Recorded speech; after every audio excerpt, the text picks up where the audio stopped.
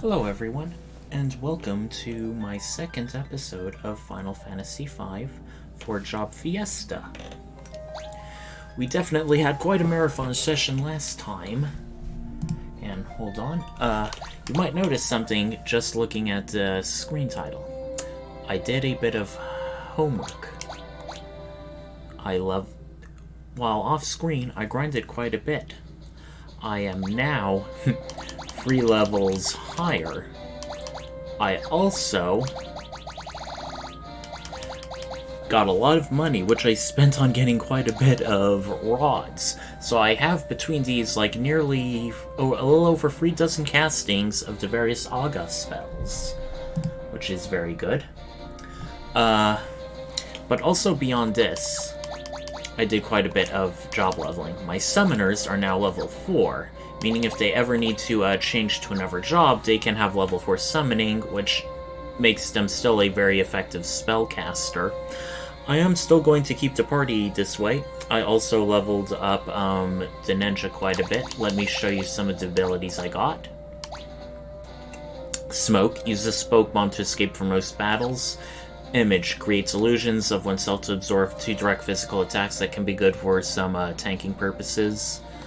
But other than that, if I ever need to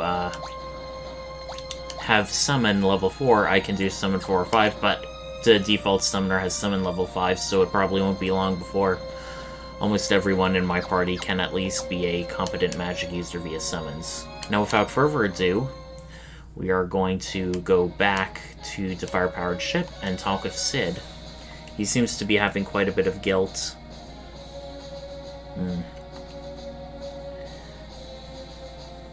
Yeah, I mean,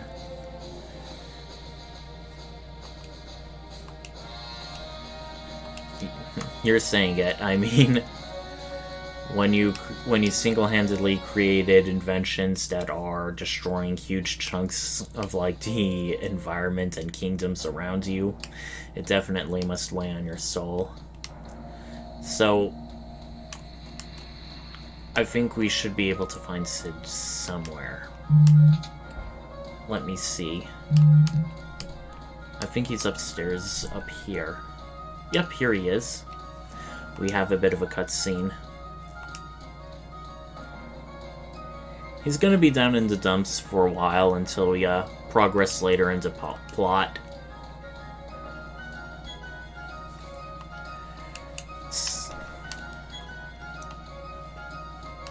So let's continue going down here and going out. We do have a bit of gil left, but I'm not gonna buy more rods with it. I just still want to save in case we do get to a good shop. Now, we are now passing into a new area. The monsters are still mostly the same. A diamond dust should easily take them all out.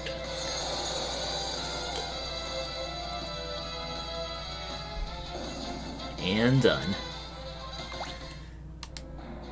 If we continue going south, this desert is a bit problematic because there is a powerful enemy here that can easily take out an unprepared party. It is known as the Dorm Chimera, and since we just saved, I just want to show an example.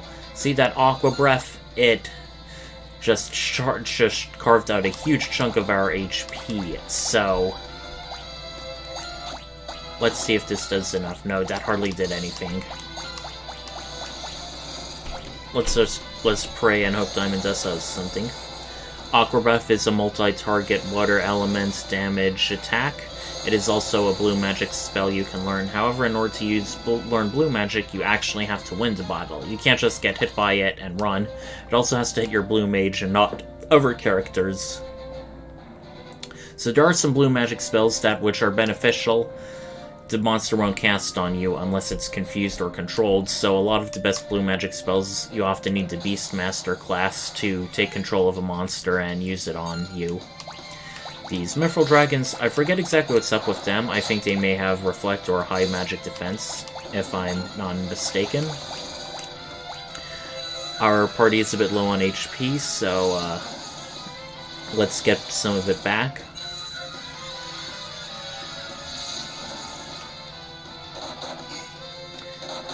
Alrighty, 0 and 92.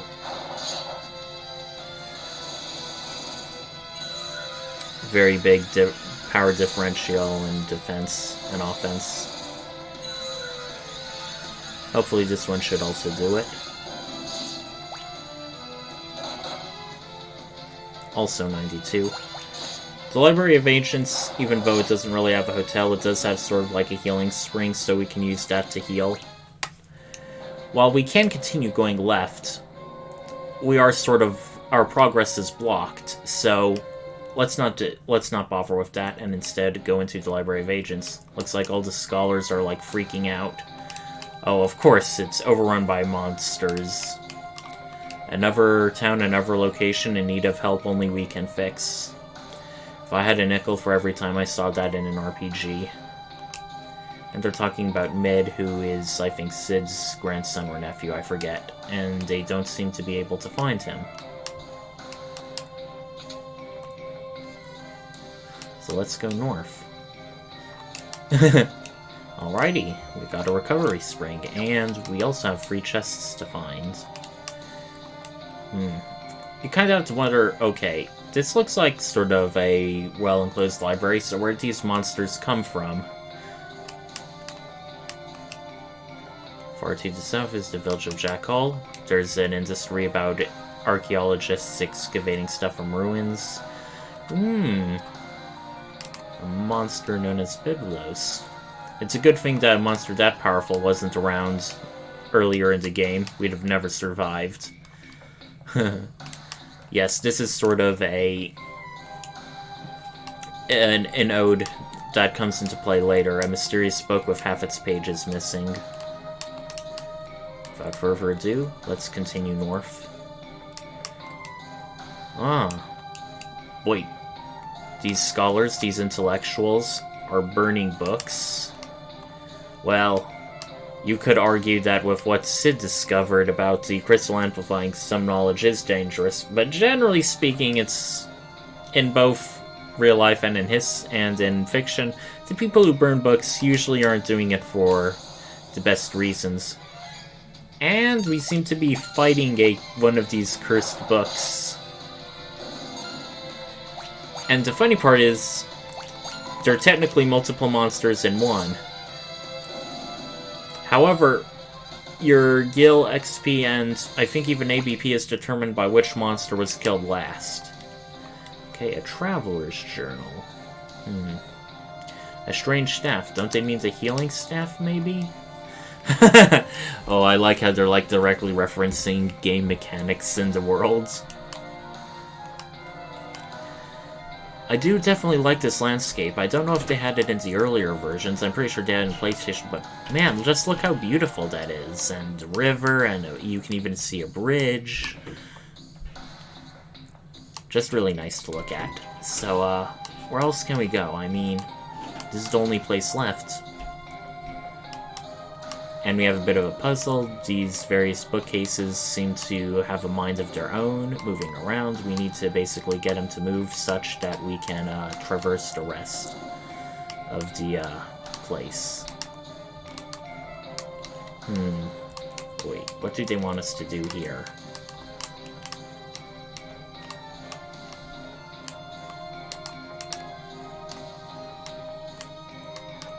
Okay.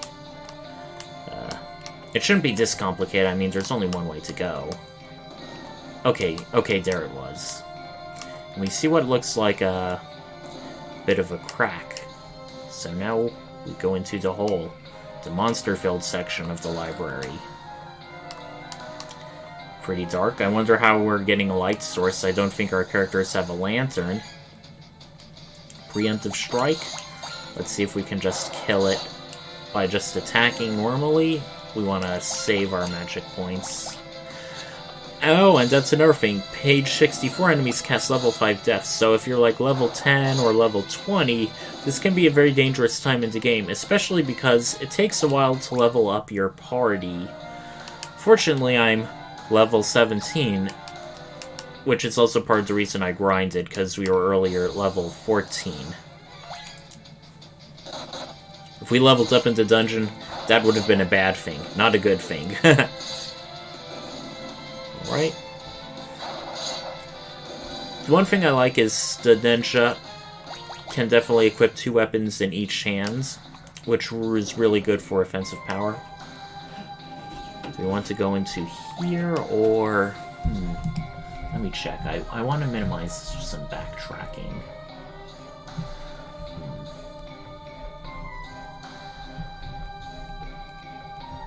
Alrighty. Okay, we want to keep going.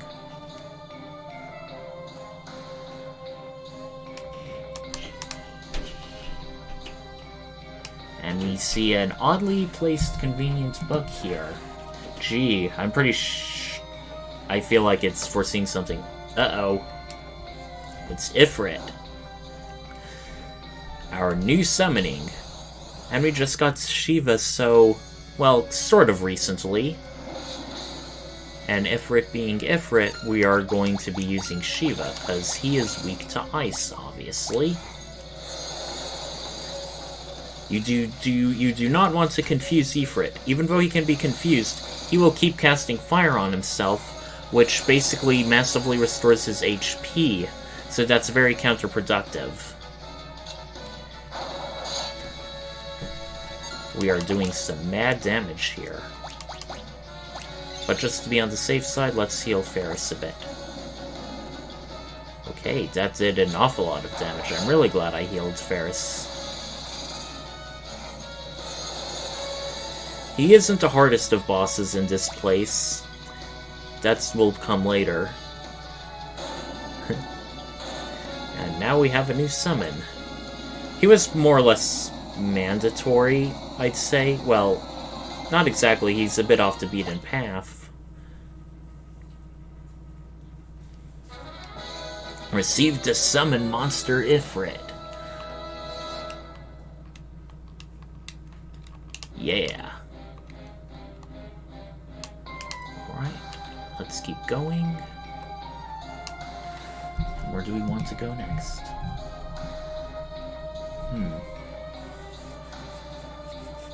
Yeah, nearby door. That's the only place we can go through.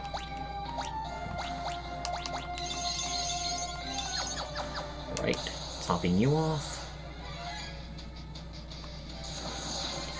Era. That's a stronger version of Arrow, and it does an awful lot of damage.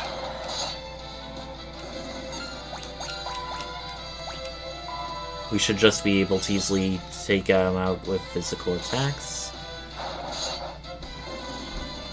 On page 128. I forget, I think it does a blue magic spell, but I forget which one.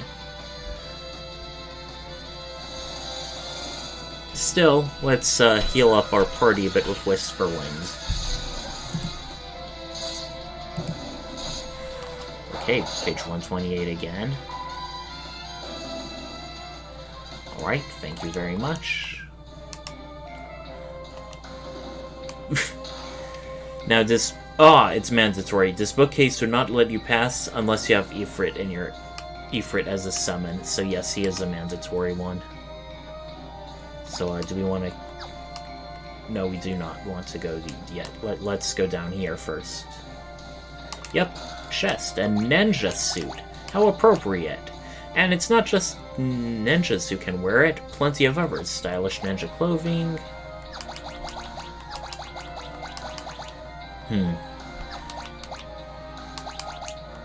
Yep, only our ninja can equip it.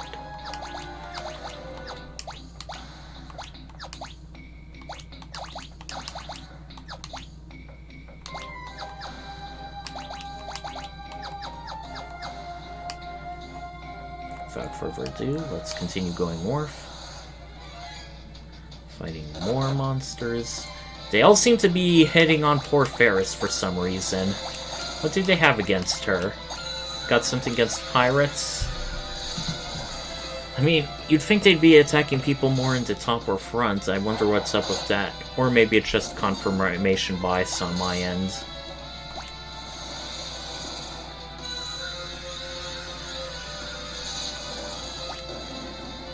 Okay, page 256. It casts Moon Flute. It causes everyone to go berserk. That is also a blue mage thing. Berserk is can be either very good or very bad. It increases physical attack power, but you lose control of the character and they only ever physically attack. So it's a great way to shut down spellcasters, and a good way to buff, physical characters. The class Berserker, of course, doesn't actually have the status effect, but it does the same thing, so I think you can actually cast Berserk on a Berserker, and then that way make their physical attacks even more powerful, but don't quote me on that.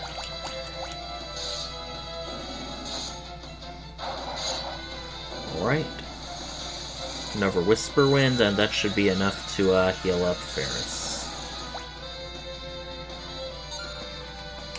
Once again, useless level 5 death. We won't be level 20 for quite a while, thankfully. We have a Phoenix down. That should be, Yep, that's all the chests. Not very many, but this thing is also the... Well, not exactly the long dungeon.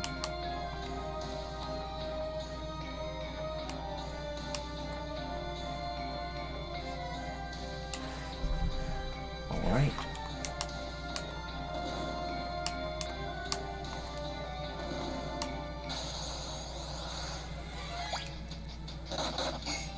Alright, thanks for blocking that, Elven Mantle. Let's do Choco Kick. I get the feeling it will,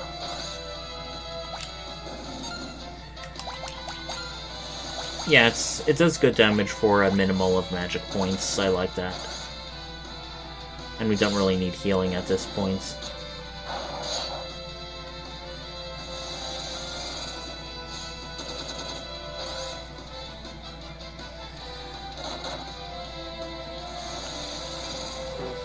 Okay, it'll be nice if you can die sometime.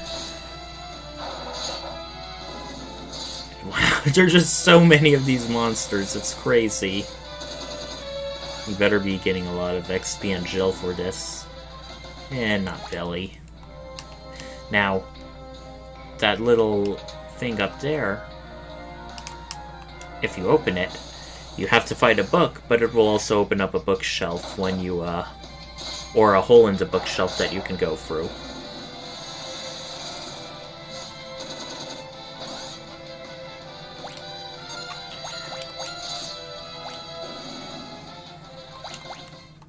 Like so. And we have a save point. We will be using a tent, if we can find it. There it is. There we go.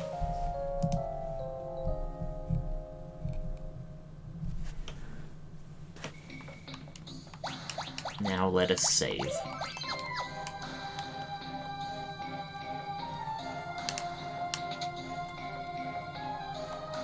And we see someone. It's Mid. Galuf. And here is our boss battle. It's 2 books that are 1 monster. Byblos. Byblos is a very tough monster to fight if you, whatchamacallit, if you have a mostly physical party, because it counters physical attacks with Discord, which for the duration of the battle, it halves someone's level, which makes you less powerful all around. It also casts Protect, so your physical attacks will just start doing less and less damage over time. Magic too, but... So Byblos can be, for many Fiesta players, much, much harder. The good news is, we have Ifrit, but we also have one other thing. We can cast Flame Scroll with Ninja. And... that was quick. What's he talking about? I forget, I think you can steal something interesting from him with Thief. Final Fantasy V is when you start getting really good stuff to steal from, like, bosses and stuff. Oh, you can steal a mallet, but with a 4% chance you can steal Dark Matter, which is an item that can only be used with the Chemist. It can be mixed for powerful effects. Overall, not a very tough battle. Didn't even have to use it to break any of our rods. And Mid was completely oblivious to the fight. And then all the characters are like, seriously?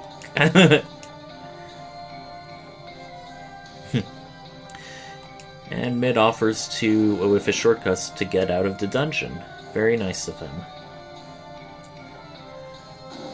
We'll have to break the awkward news about Sid to him.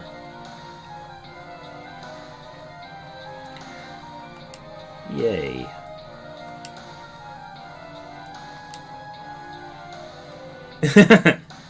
Kind of a jerk. On the other hand, he has something useful to show us. A book! He apparently has a way to turn a dungeon into our own mobile base. Nice. Huh. Unfortunately, everyone are wondering how to break the news to him. And Sid seems to... Yeah, like what Ferris said. Oh no. We can't destroy this starstruck young lad's impression of his role model. Well, I think we just need to get out of here. As for that passage earlier from the right, I don't think there's anything in there. Just let me quickly look up the Ancients map.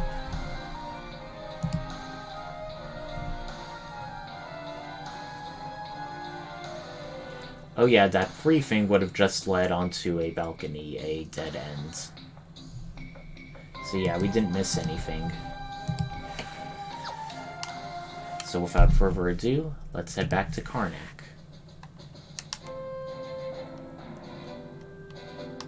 All the way up north.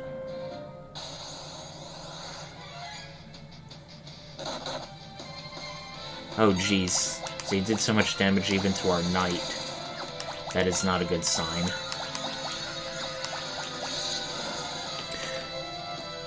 Ifrit is flame-based. He only costs marginally more magic points to cast than Shiva.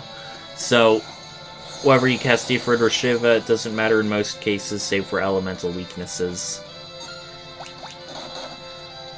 Fortunately, he's not casting Aqua Breath so far, and he is dead. He gives free ability points and quite a bit of gills, so it could be a possible grinding spot.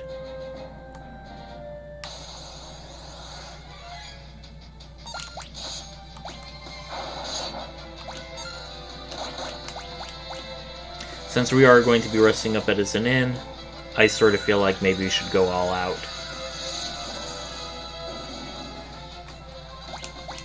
And we got an elixir from that monster. Very nice indeed.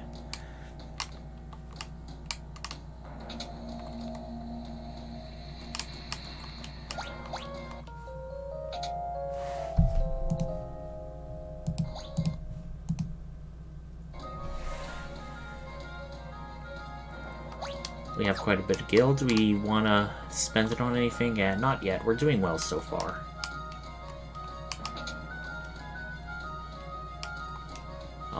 He tells us something we already know.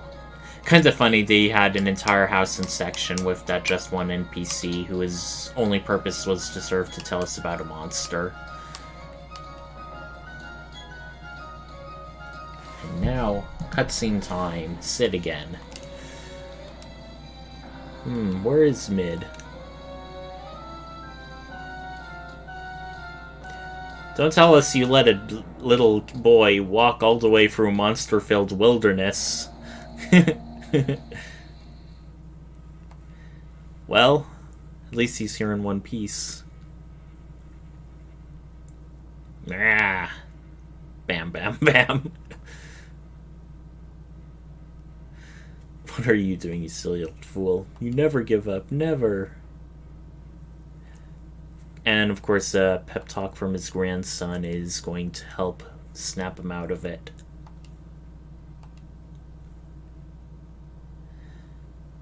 Those were the words he needed to hear. And now we have the triumphant fire-powered ship music playing. Very appropriate.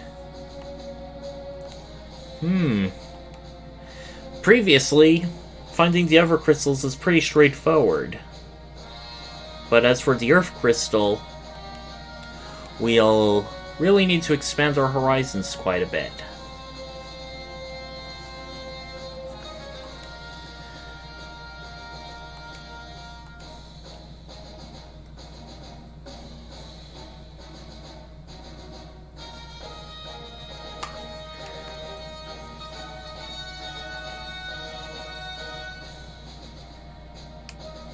Affirmative nod. And now the music is back to the whole sinister tone. Well, without further ado, let's check out our new, soon-to-be mobile base. Cutscene time again.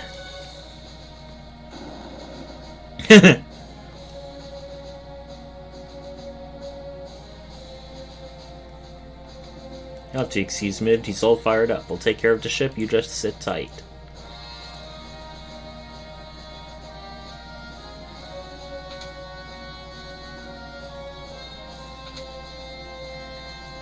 So we're just going to chill in this back room and more character development with Galuf. Finally, it's his time to shine after the other three. Stranger than usual. Implying that Galuf is overall strange. It was like I could almost remember. Flashback.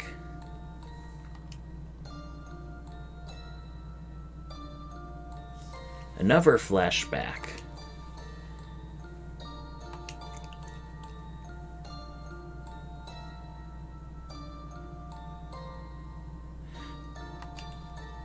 Seeing Sid and Mid together, managed to pull something from his memory. He's not just some weirdo who fell out of a meteorite. He's a person with a family, prior ties.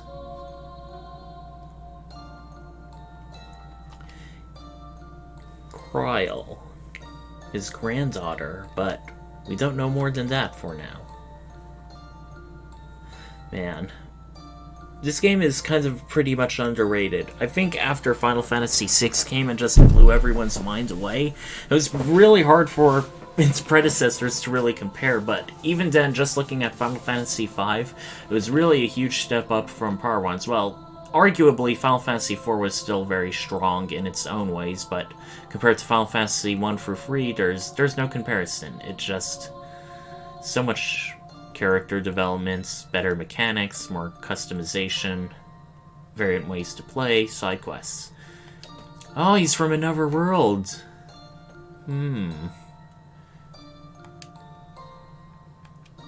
Wow. Exdeath. What a terribly edgy name. Wow, we're learning an awful lot. Looks like he was a prior adventurer too. But that doesn't explain why his level was so low when we first met. Did he just forget his talents? Has age caught up to him? Ooh. Remember I was talking about an area blocked off by mountains way back with our first ship? Well, I think we know where that is on the world's map. It's a place between these 4 large stones. Ooh, so it looks like in addition to the environment being destroyed, having the crystals be destroyed would have its other bad effect. Unleashing a sealed evil. Wow. That's a big revelation he dropped on us all at once, rather than just gradually. Galuf was mostly like an old man who had amnesia, but then he just said, oh, I was part of this band of heroes from another world who fought like an evil warlock. Wow. And Sid and Mid are sleeping on the job. Sleeping outside in the open, exposed to the elements on the deck rather than inside. They probably were too tired to just crawl to bed even. Boat self out anyone. Don't rub it in Ferris's face. Sildra's death still weighs upon us, please. And they're going to go back to the Library of Ancients to do more research.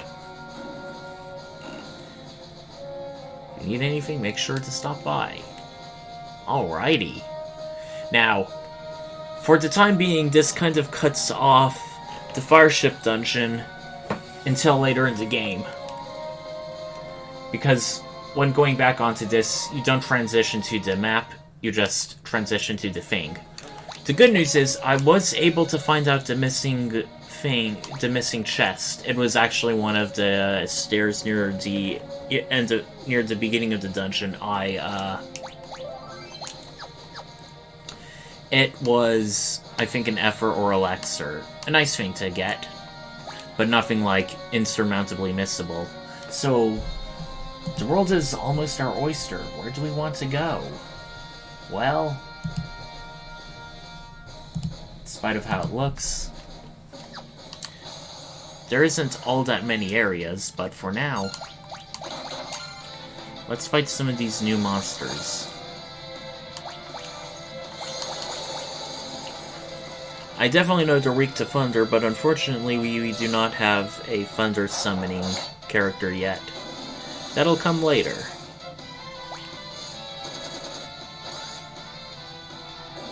Alright. We are doing a decent amount. Alright, and remastered First Strike. What does that do? Oh, we also get an awful lot of Thunder Scrolls for a ninja to throw when fighting in the sea. First Strike. It is a non-command ability, increases the chance of having a first attack.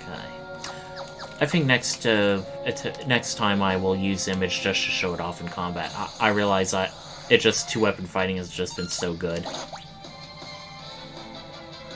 Image. Now if an enemy tries to attack us, we'll miss. Now let's cast Remora, the only summon creature we haven't done yet. It's a bunch of piranhas, apparently, which you wouldn't necessarily associate with constricting and paralysis. I'd think that would be something like a, a snake, a python.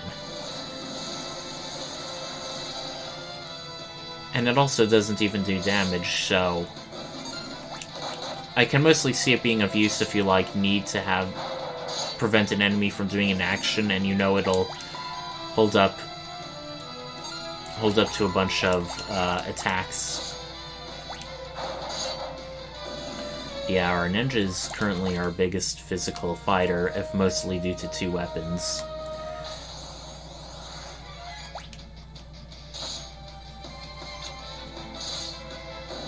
Alrighty.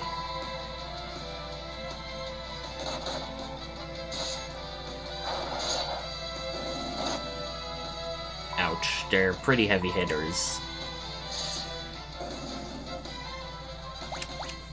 I definitely recall also in Final Fantasy 1, when you first get the ship, some of the sea monsters can be very dangerous.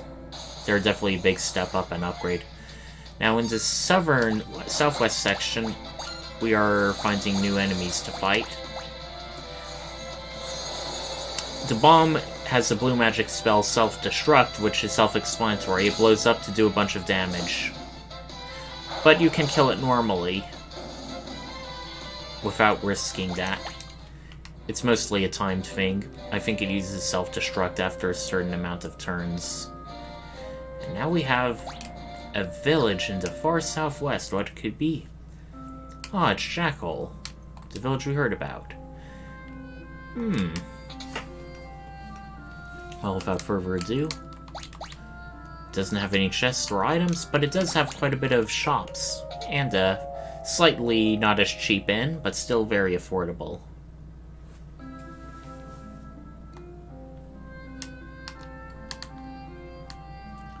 Let's see what's in store for us here. Shops here, looks like an entire economy focused around dungeon crawling. And we hear about Crescent Isle and something being underneath that. Let's check out what's going on at the pub. Hopefully there's a piano for us. Yay! These caves have been pretty much looted. Let's play.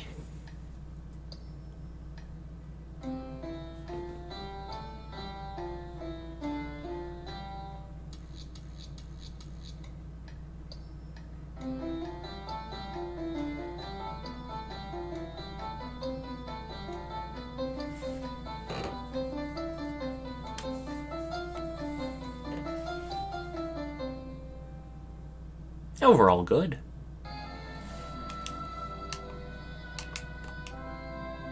Alright. And now this time we can dance with the dancer.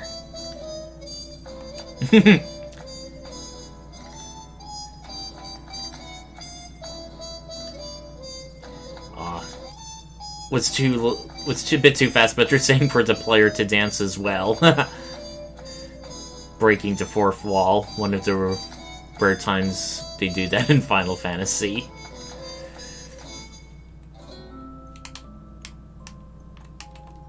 If you go as deep, there's a wall. Kids today on their adventures. Ah, I like that. There's a stair thing, but it also has a banister. Nice little touch.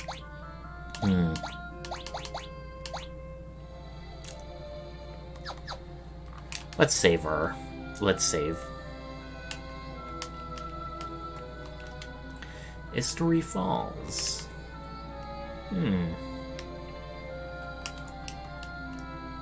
Crescent Island. I mean, it would be weird if they called it something different, not corresponding with shape. Ogre Killer is something that can be equipped by Berserkers. The Coral Sword is your typical Night Thing. It is infused with the power of lightning, so that's pretty good.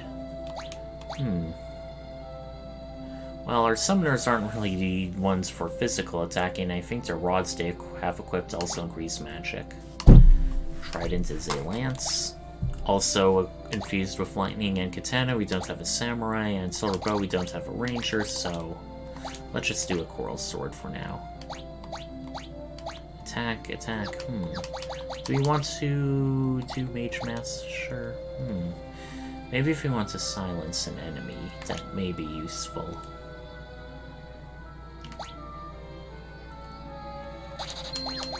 Well, every little bit counts. Now for the armor. A green beret. We already have that. We also have that. Sage's surplus. It can prevent silence. Ooh, that is going to be very nice. Very nice indeed.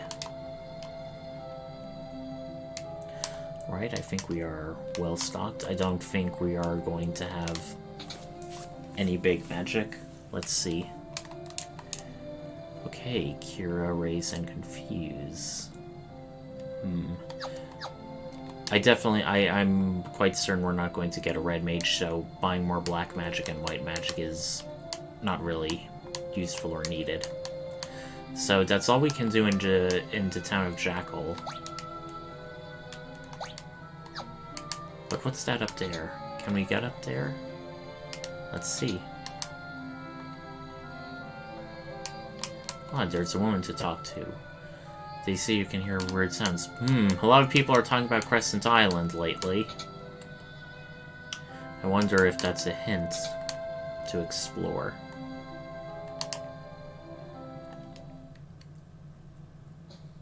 Well, let's head north. And into the nearby cave. Bio-soldiers. If I recall, they can... Ooh, that was a very nice looking silence effect. Bio-soldiers can cast poison or bio, which is why they're called bio. It's basically deals poison damage, has a chance of poisoning you. It's black magic. Jackal Cave. This cave is particular for two reasons. It's monster, and a certain type of treasure you can get. We're going to avoid that skull switch and press the one down here. Jackal Cave has two chests. Okay, this is why it's peculiar. There's only two types of monsters, Nut Eaters and Skull Eaters. Nut Eaters we have fought many times, but the Skull Eaters really hit hard, have amazing evasion, but they give a lot of ability points. So they're a good place to grind, if you have a way of hitting them guaranteed. And how to do that? Well, there are several ways. The Geomancer's effects never miss. And the Skull Eater actually has 1 HP, so when they do get hit, they're pretty much guaranteed to die.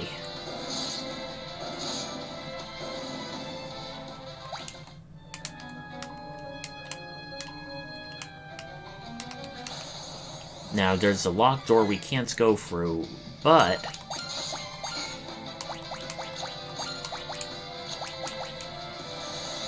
let's see if Whisperwind can do anything. Hopefully it can. Ah! There's a bunch of them at once. I wonder if a Ninja Scroll can work. Ah! Oh no, this is gonna be a total party kill. Well, probably close to it.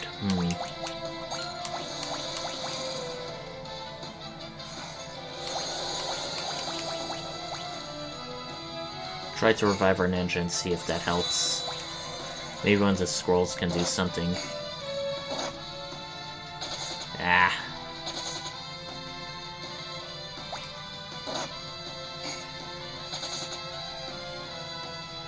Okay.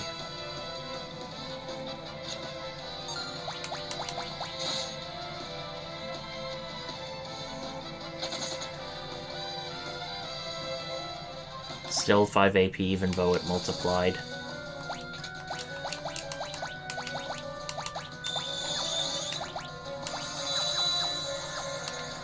The other hand, getting a lot of AP.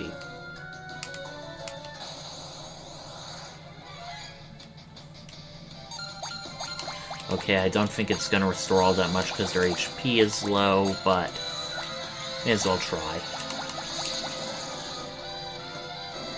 Yes, it still does a good amount, 50 HP for everyone.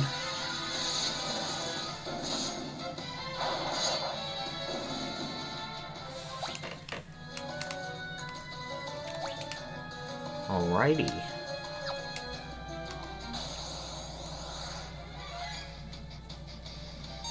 Okay, throw lightning scroll.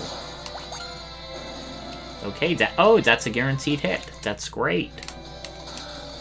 Okay, we have a shuriken in that chest. One of these chests, if you freed Lone Wolf from prison, will have a note where he basically taunts you.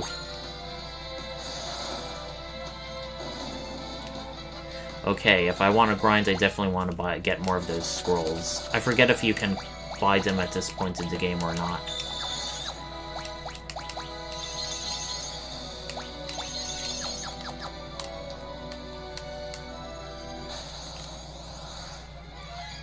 Okay.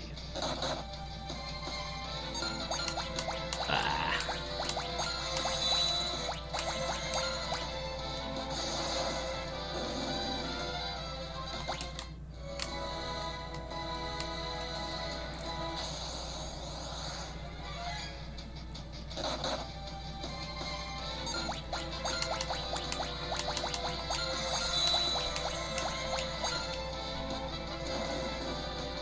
I wonder if throw automatically hits regardless of what I'm throwing. I may test that with one of the daggers. Now this has a Blitz Whip. And the whip, it can only be equipped by a Beastmaster, but it's also infused with Power of Lightning. We're getting an awful lot of lightning-themed stuff. Now, this place is still good for AP grinding, because even if you're fighting weak Nutkins, they still give 2 ABP, which is still a pretty nice amount. We can climb this wall, and you may think, this must be a special place since you normally don't climb out of dungeons. Well, you end up here, which looks pretty weird. Well, I guarantee you, this will be relevant in the game later. Some stuff will happen where this won't be a completely featureless area. Without further ado, let's try and get out of here before any Skull Eaters kill us.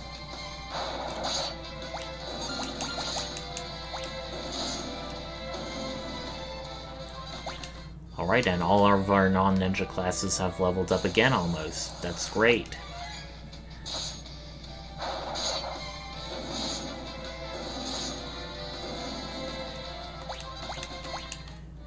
They will be level 5 summoners very, very soon, and we'll also have a sturdy level 5 knight. Alright. I'm just thinking, since you can throw any weapon, that does make some weird things, like, imagine throwing a whip. I mean, throwing a dagger, throwing a sword, I can conceivably see that work, but throwing a whip, how is that gonna work exactly? A lot of preemptive strikes, even without the ninja's thing equipped. I wonder if it has to do also with the overall strength of the party versus the monsters. And now we can exit. Well, there's not really much else to do in the Jackhole area, so let's get out of here and sail on elsewhere.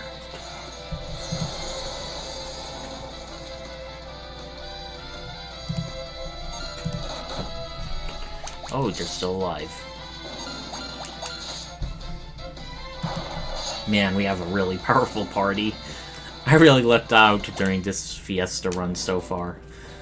At this point in the game, I had a thief. I had a red mage, and I had a geomancer. All overall pretty weak classes for a Fiesta. Now, this Chain of Violence, this archipelago, has some interesting stuff on it. One moment. Oh, the lightning heals them, so... Shahagans, I think, are weak to lightning, though, fortunately.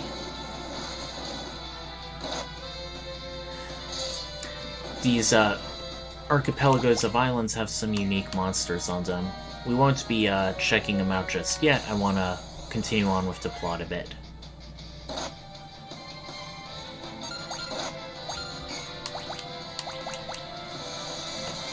Yeah, you know what, just for the heck of it. We're not even an hour in. I think I can spare some time. I think let me just check one of the archipelagos. Oh, yep, takes one down.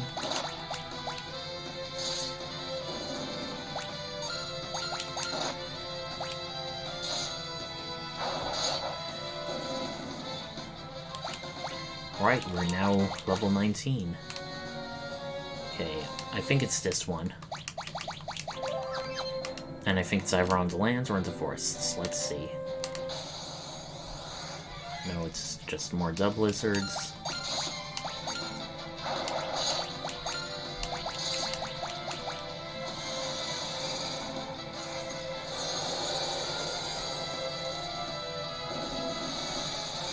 Oh, waste of a spell. Oh well, we still have quite a few tents.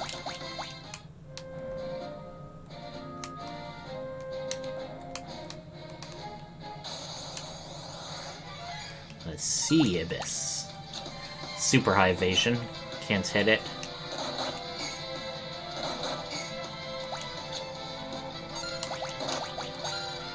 Hopefully our magic does.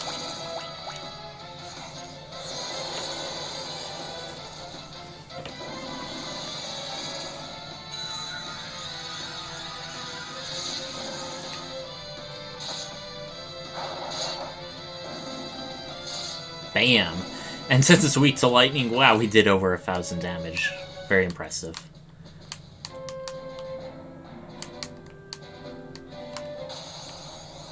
Okay, Prototype. This is a very strong enemy.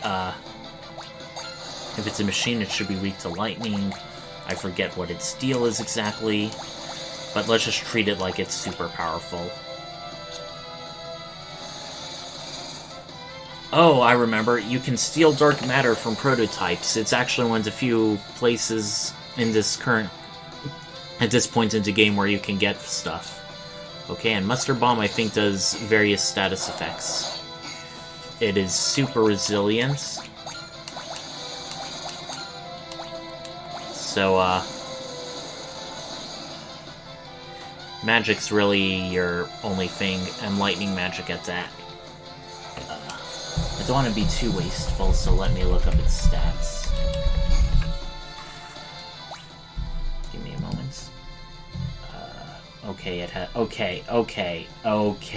It has 5,000 hit points. At the level we're doing, it's not gonna be worth it. Yeah. Well, at least you've seen the prototype. The funny part is it uses the same sprite art for, the strongest optional boss in the game, which I'm sure many people who have done the 4-job Fiesta are very familiar with.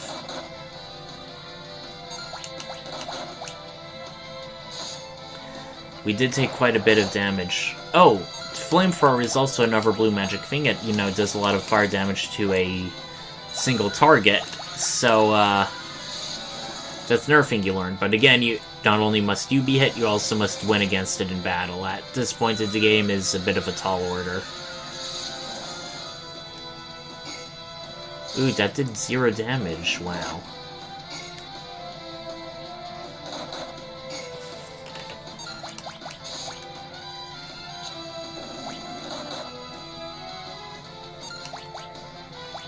Let's see if Chocobo can do anything. Nope. Missing all over. Thank you. Right, and we just need to keep going to the far northwest of the world's map.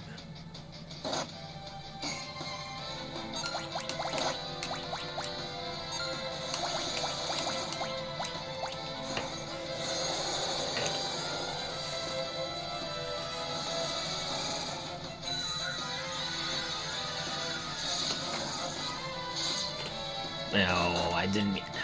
I should have took auto battle off.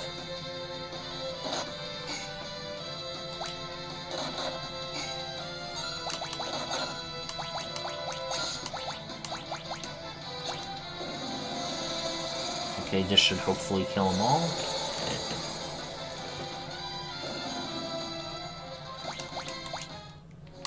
Nearly level 5 summoners, baby.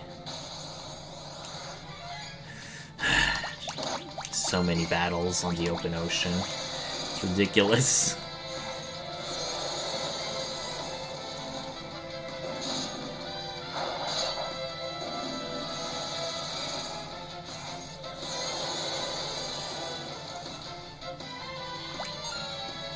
But we do not want to heal it.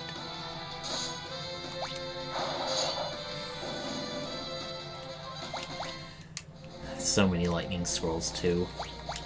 How many do we have? 7. Ah, Corbett, a new enemy. I think it is a pretty powerful one at that too, so let's use one of our shurikens. Yeah, it's still standing, wow. I wonder what its deal is.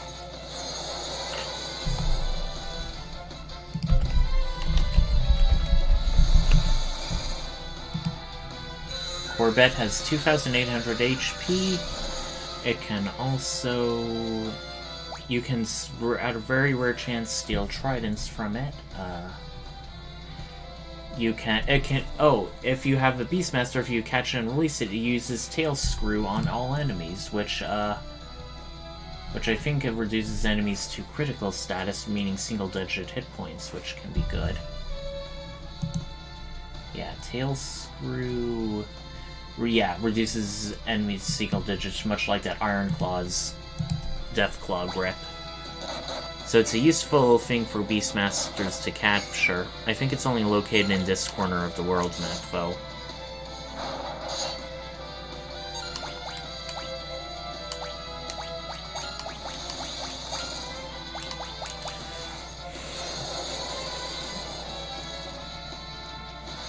We were doing hardly any damage for summoners. Okay, that was great.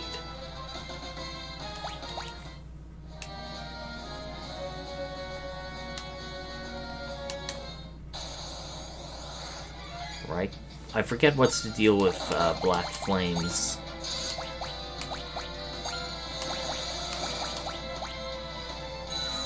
If I recall, they can cast Discord with halves your level, although only into battle. Not permanently, that would suck. Very high magical defense.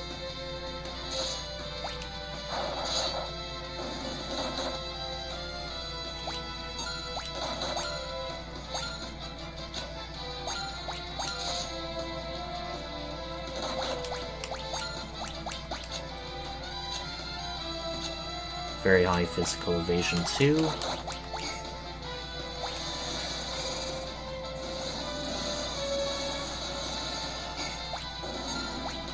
Of course, the Storm Golem is pretty resistant to fire. Let's see if it can resist ice. Very high physical defense too. Okay, wow, this is... Okay, for some reason Thunder seems effective, which is weird. Now, even though we have Summon level 5 for abilities, they can learn one more thing, and that, I think, is Call, which, if used, summons a random summon creature for 0 MP. It's random, however, so you're sort of rolling the dice. Nice. And once again, this is my favorite town music. No chests, no items, but there's stuff we can find in a story.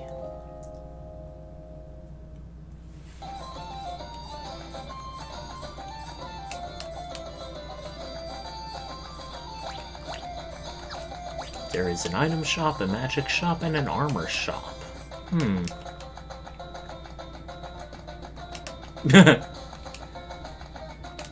Laps around the Flower Blood, you say?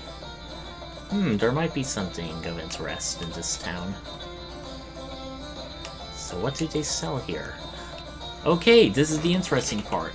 Even though they're super expensive, each of these rings can absorb and negate 2 types of things. So getting rings for your entire party can be useful for certain bosses in the game, even though they're very expensive. However, they do seem weak against certain things. Nice.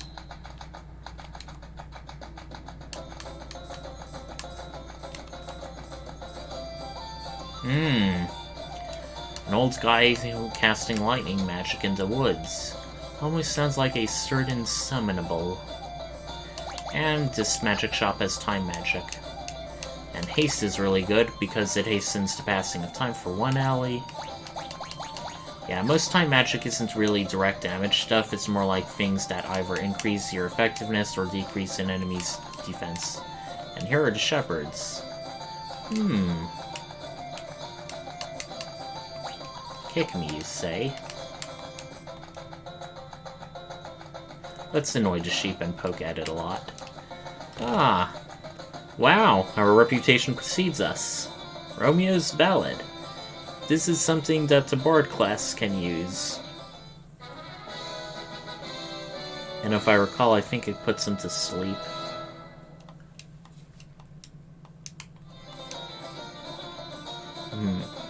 Aw. There's treasure hidden behind the waterfall.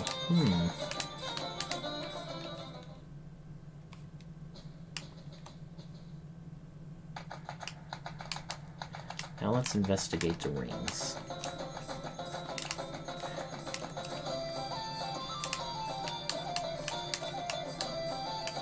Wait.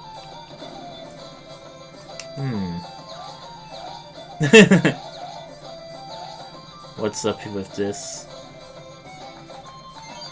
Yeah. And then it closes up mysteriously. We now learned the frog spell, which I think is a useful black magic spell. Yep, turns into Toad or restores to a normal state.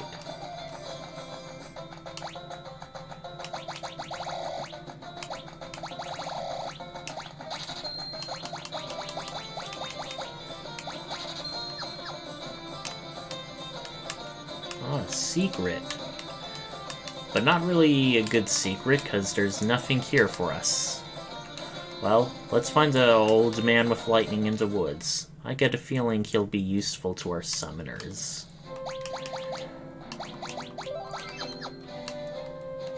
So let's just wander about. Ooh, mini dragons. If I recall, these are tough when faced in packs. I could be misremembering, but that's what I remember. So let's try hitting them all with area of effect stuff.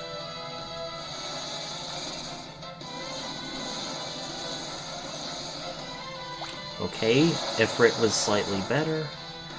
Lightning Scroll was really good, but man, they have so much hit points.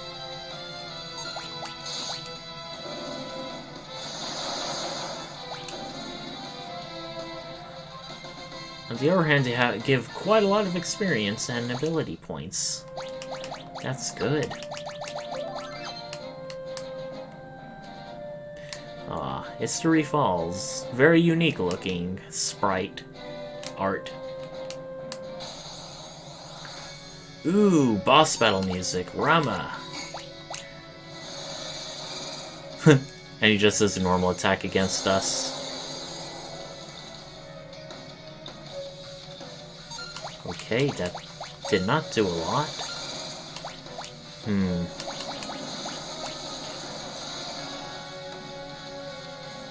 And that only did a bit.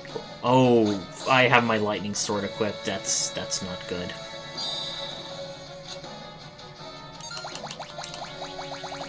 Let's use our flame rod. Let's see if that does any more.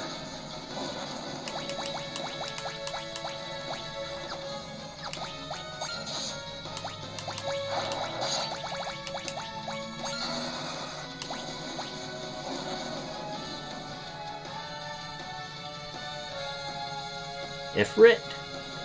Ah, he seems to recognize one of our summoning things. Lord Rama, I see you have become even more powerful. If you would lend that strength to us, no need to say more. Huh. Nice. And when you get certain summons, they have to be learned by using them as an item. So now we can summon Rama, who does lightning. That completes our elemental trio.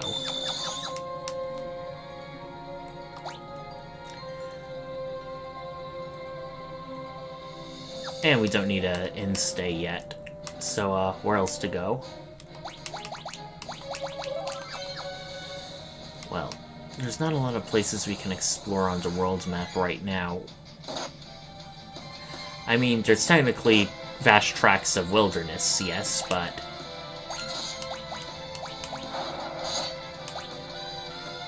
we won't test him out in battle yet. He'll just heal these thunder and enemies, and then we'll be back to square one.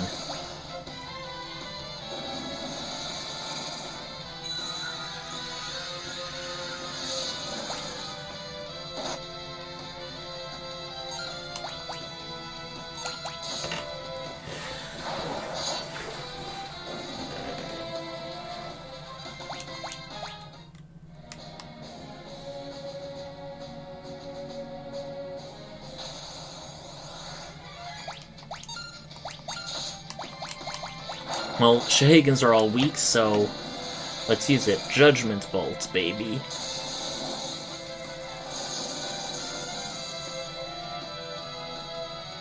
Very impressive. Nearly 1,000 damage. So we really want 2 summoners in our party for long, I mean. It definitely wants Ninja and Knight for the more physical people, but do we also want maybe a ninja for Ferris as well? Or... okay, Knight level 3, Knight level 4, Knight level 4.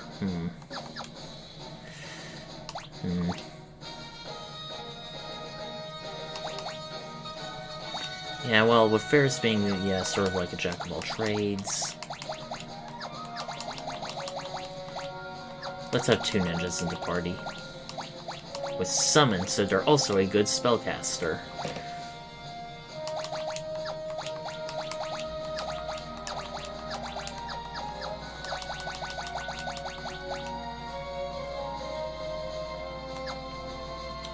Alright, I like that setup for now. Now, without further ado, let's check out Crescent Island.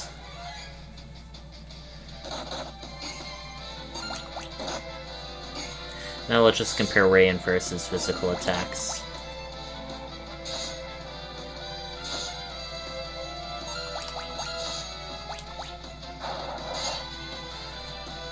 Okay, still both a decent amount.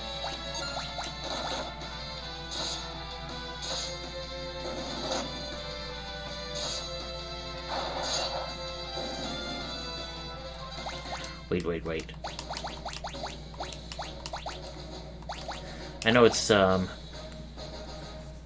bit magic by one, but yeah, that'll be much better.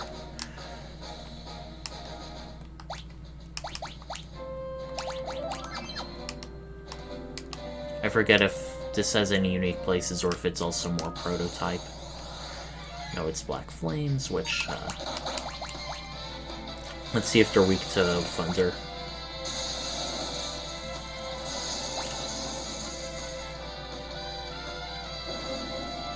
Okay, we definitely one-shotted them for free AP, and we all leveled up.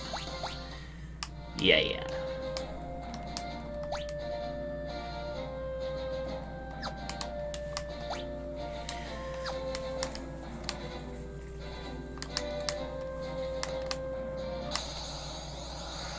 Okay, the harvesters, I remember, you can heal death sickles from, which are like an axe for the berserker.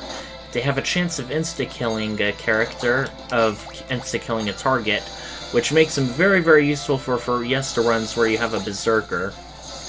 However, they have to be stolen from, not dropped, so that's a bit of a weakness, because you'd also need a thief in your berserker party.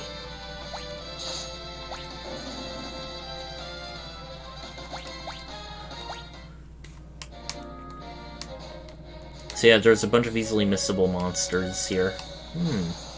Here's Crescent Islands.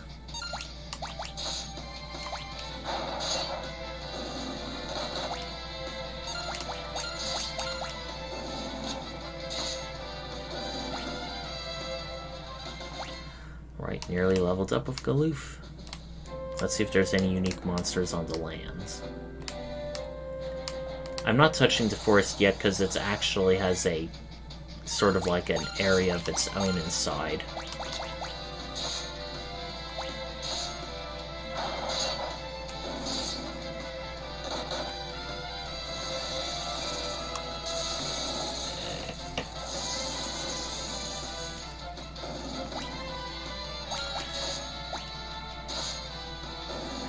I do say for sprite art, the ninjas for Ferris and Ray looked in best. Galuf's ninja looks more like a samurai than anything.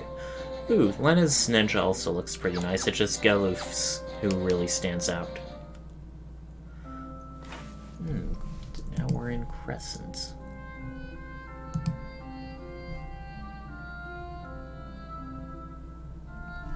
Wait. We don't want to go here yet. There's actually something else. Another place, one more place we can go to. Sorry.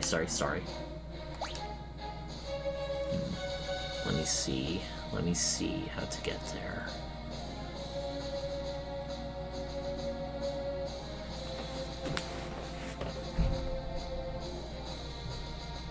Oh, never mind. We're supposed to be here. I'm just jumping around a bit.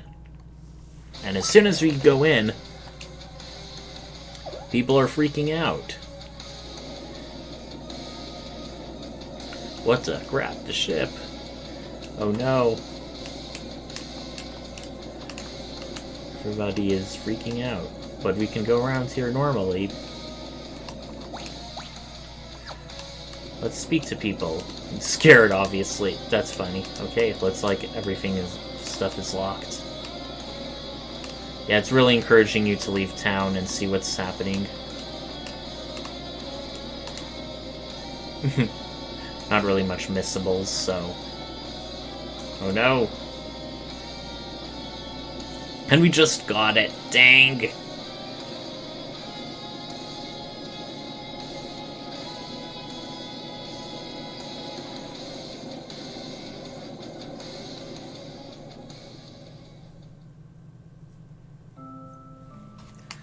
Well, so much for that.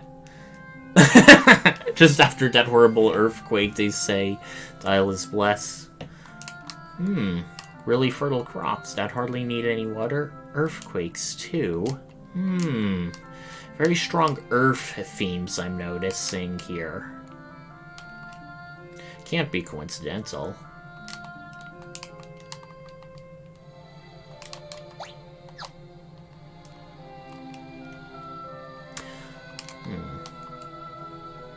Oh, and there's a black chocobo. A special kind of chocobo. Okay, more magic that we're not gonna buy.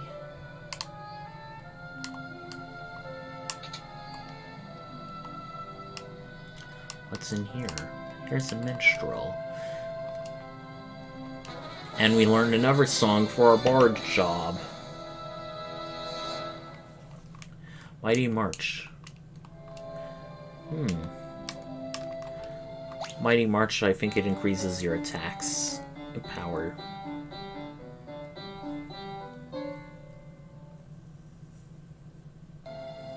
A bit short, but hey, we're leveling up our piano. Let's see if he has anything to say. No. I guess he just wanted to hear us do music. Can't blame him for that. Let's see what they have to sell. Okay, a plumed hat. So we'll definitely be getting one for our summoner. We already have Sage's surpluses.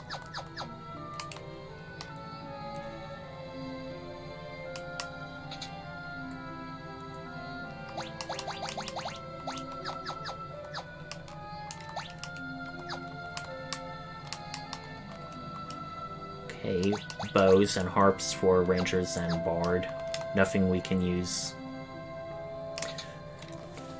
One thing I want to show. Harps are interesting because they have elemental... Wait, that's the bows. Harps, while there is a basic harp, later gains can do additional damage towards certain enemies based on their type.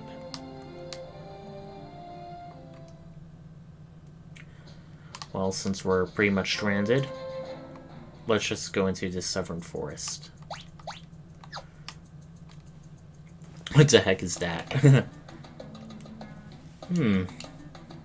Of course, that's Ray's first thing, and the funny part is your, I really like their encouragements. Only Galuf is like, ugh, you're quitting! It's a black chocobo.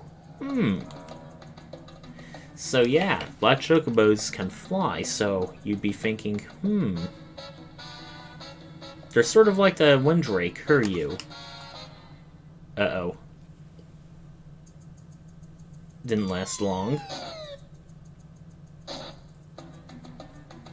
And Ferris goes to check up on it, while the rest of the party checks up on Ray. Hello. Go let you say. Wait, crystals? That must have been one hell of an explosion. I mean, that sent him across a good portion of the map.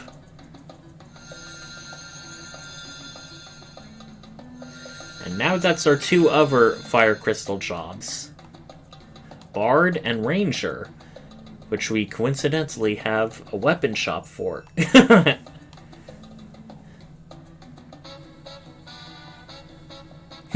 The chocobo does a little dance. Did you hear that person? They said, ew. I think it was meant to be more like a, oh yeah.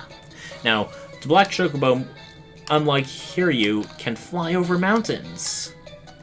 But they can only land in forest areas. And once again, like so many other things, they do not trigger any random encounters, so let's check out a good portion of the map while we have this opportunity afforded to us.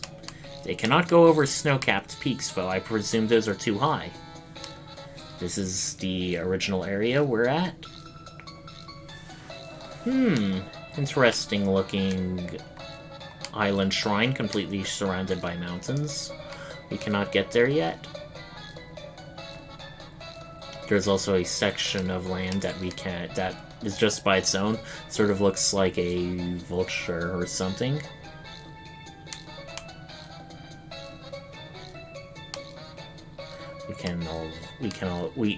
Through here we can go back to Waltz, but we're gonna go a bit more northern. And there's our Windrake, who has been patiently waiting for us all this time. Now if we go a bit northeast to the Wind Shrine, we see if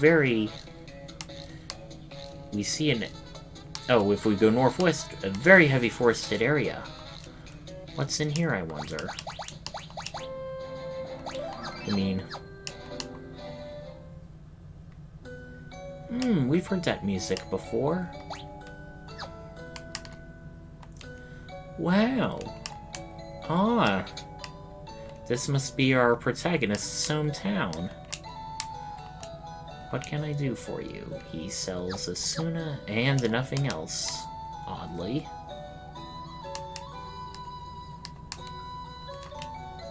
Hey, it's Ray. Haven't seen you in forever and a day. Finally, I can smell character development.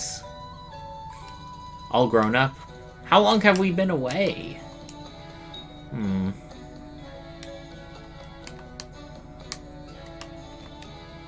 Ray, you finally returned. Aw.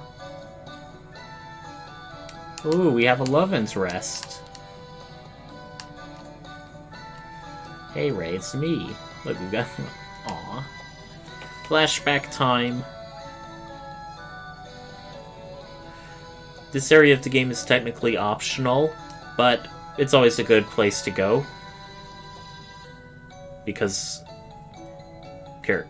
you learn more about the main character, of course. Pretty interesting place for hide and seek.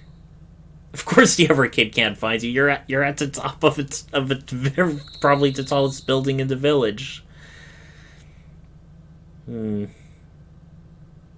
Oof. That is not a happy memory. I mean, if that's what hanging together like old times is... Remember how when originally mounting to Windrake, he was talking about how he was scared of heights? SMRT smart. That's a Simpsons joke. Some bard moved into your old place. Well, let's see what they have to buy in this all-in-one shop. Your pots help me for some tight spots. Ooh, a discount. I like that.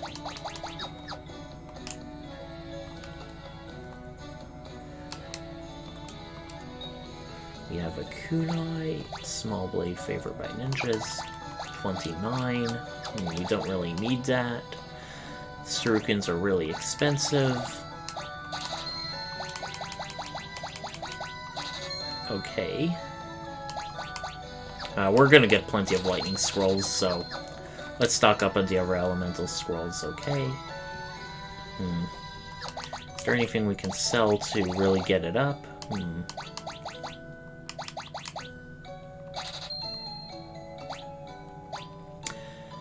Due to Team 750, I'm almost certain we are not going to have a samurai, so...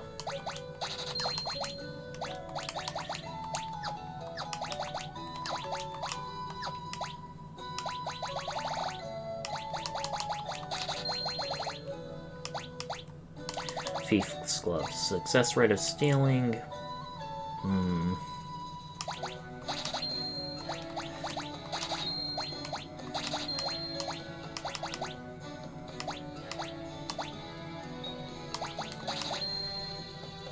We'll keep the Mithril Shield just in case. The Flail, we don't need.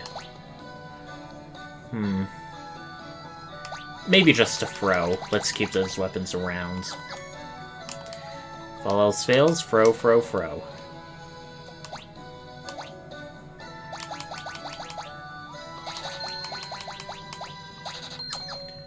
Alright, we're all scrolled up. And also rotted up. We have plenty of elemental damage at our fingertips now, all without needing to spend any magic points.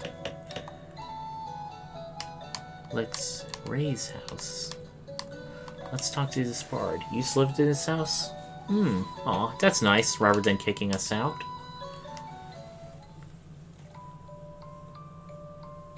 Aw.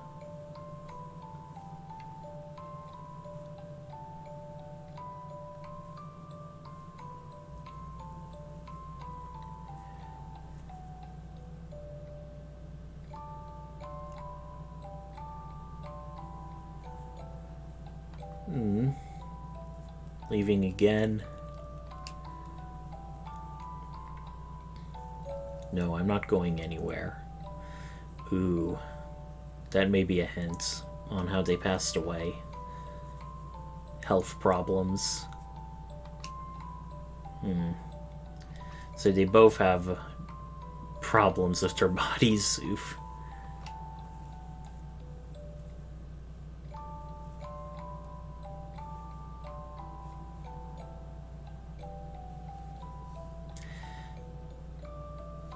Kinda have to wonder where their parents sleep, since Ray just has a bed all to himself and I don't see any stairs.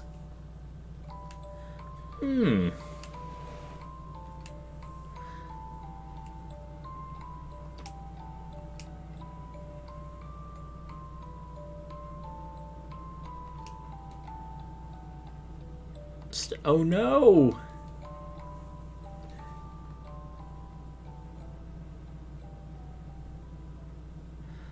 Not a very pleasant memory.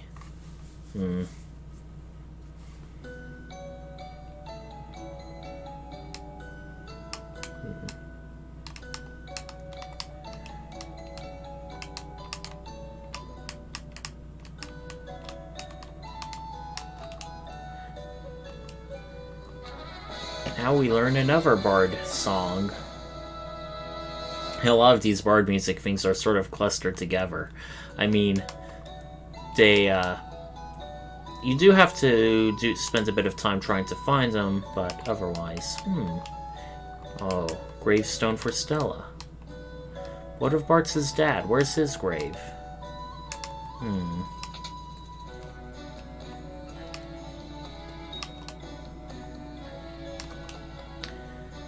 Oh, nice. Well, there's a reason it's free.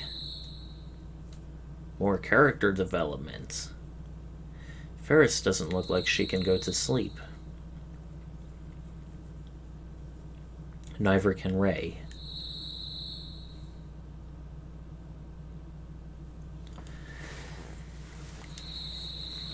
Oh, Ferris. Here lies Stella.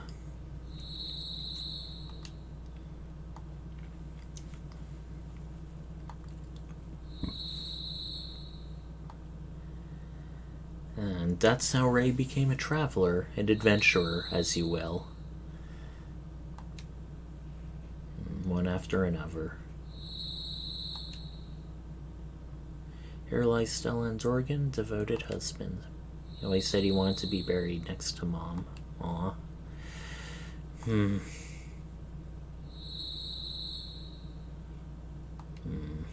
Don't worry, Ferris. Someday you'll find him. Home and family is where the heart is.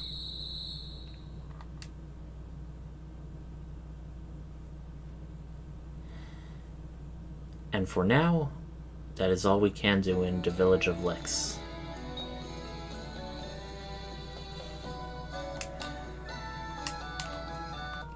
Oh, I didn't mean to, I thought he'd say something different. Oh well. I did not do that expecting more stuff. It's just a normal... It's just a normal end stay.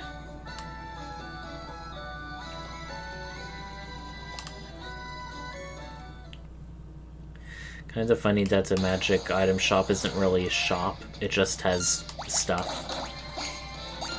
Oh, I forget if there's like any unique monsters around here or not. Hold on while I check a random encounter or two. Ooh, they're really weak. Then again, for the starting village, I'd be very surprised if there were strong monsters, because after all, our character is level 1, okay? Looks like it's just a bunch of stray cats.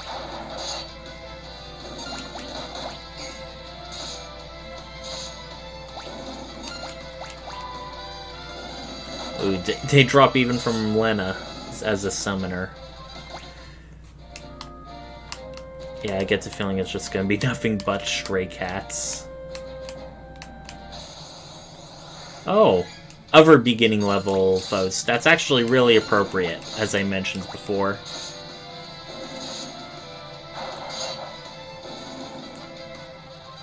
Alright, Ferris mastered smoke.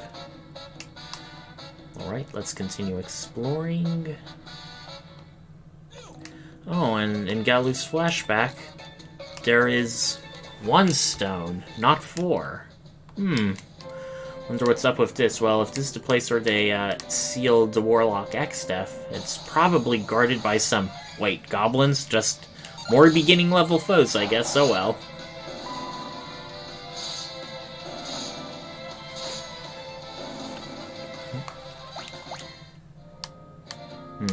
One more battle for the road.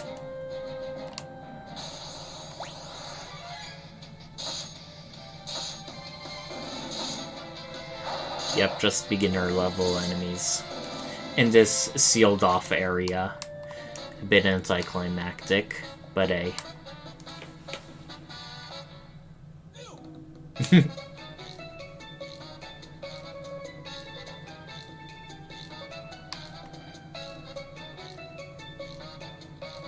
Now this western area.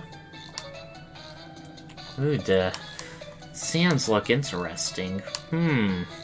Almost like they're shifting. Well, what if we tried continuing further south? Well, unfortunately, there's no forest, so we can't land here with our black chocobo. So much for that.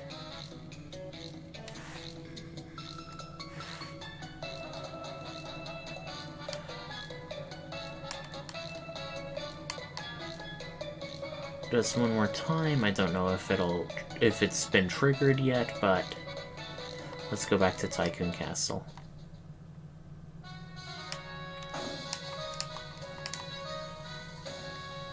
Nope. Oh, one more thing while we're in Tycoon Castle. There is actually a secret area which even the game doesn't register. Or even with a thief class, with a thief job, you can't find this area. This is a hidden storeroom in Tycoon Castle, where you can find 2 cottages and the chests. That's it. It does count for 100% treasure completion, but it is not considered one of the free chests in Castle Tycoon, so that is a bit aggravating. But, fortunately, I have a guide with me to point stuff out like that.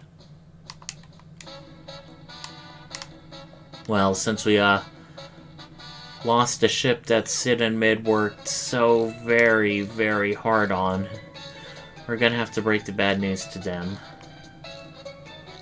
I don't exactly envy this.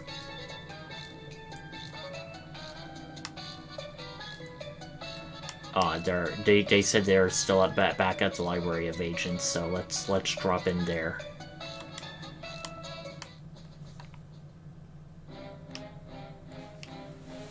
And they're waiting for us at the entrance. How convenient.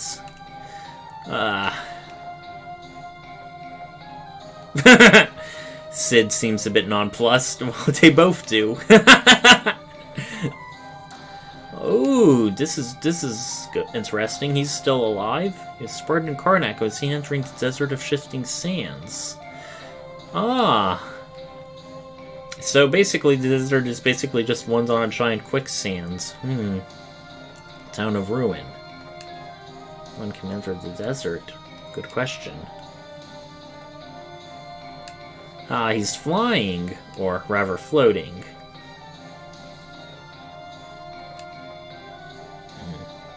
Come on, it's not like being a coast desert by staying right here. I agree. Doesn't matter how close we get to it if we don't know how to get in. That's the spirit. I like how this party never gives up. Lena's still feeling a bit, I mean, I guess she doesn't want to get up any false hopes.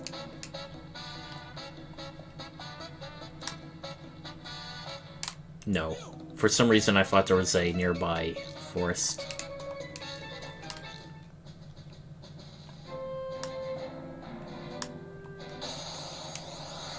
Silent bees. When they sting you, they cast silent on you. But fortunately, they should be easy to kill, and hopefully they're weak to fire.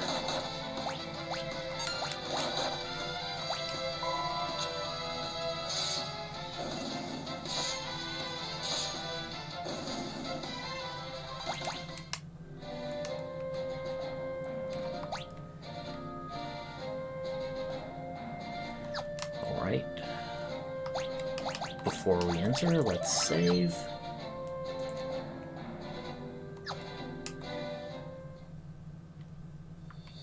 We could go here earlier, but the sands would just knock us back. See? Like so.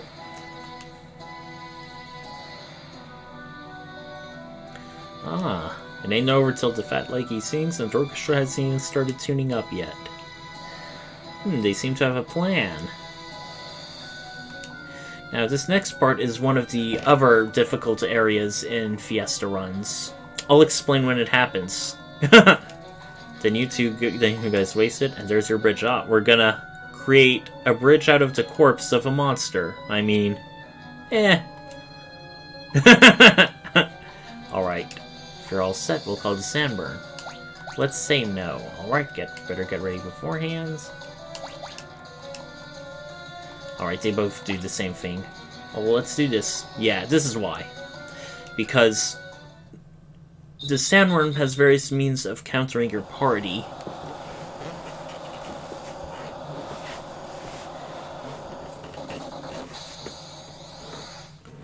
The Sandworm is a bit of a gimmick boss. There are 3 different holes you can attack, and if you attack one of them, you'll have gravity cast on you, which reduces your HP based on how much it has. You do not want to use multi-target things, because if you do, it'll hit the holes, which will then cast gravity. Quicksand is pretty debilitating because I think it causes seizure, as in your hit points will gradually go down. Or maybe I'm misreading or misremembering. Alright. But what happens if we use magic? I'm almost a bit morbidly curious, I forgot. Let's find out.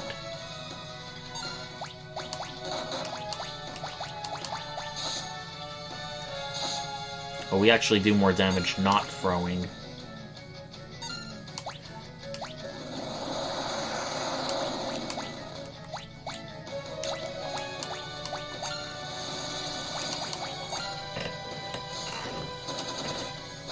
I think in the GBA version, it went between holes a lot faster, if I'm remembering correctly.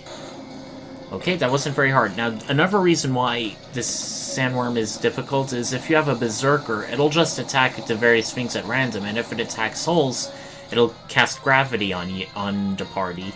So, this is one of the more difficult areas in the Fiesta. A lot of people just have their Berserkers killed, and then they fight the Sandworm without it. Game, set, and match.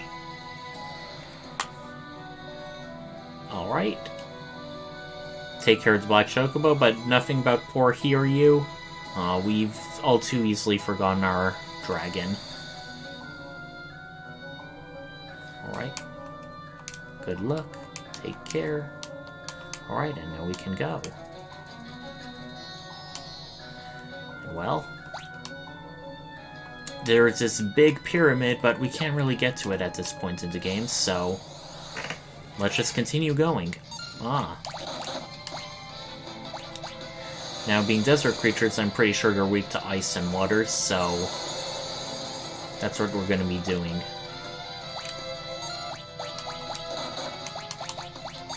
Let's try Water Scroll on for size. That dealt an amazing amount of damage. Jesus. Okay. We want to eventually get to that Severn area.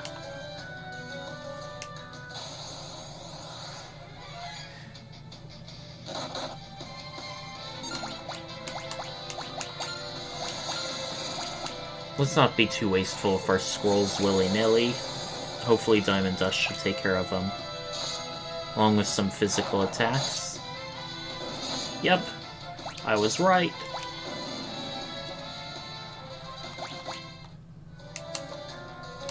Alright. And now we are out. We just gotta continue heading south.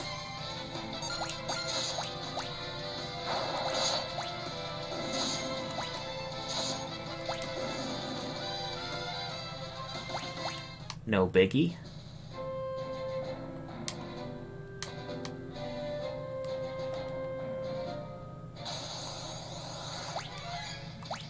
Who defended?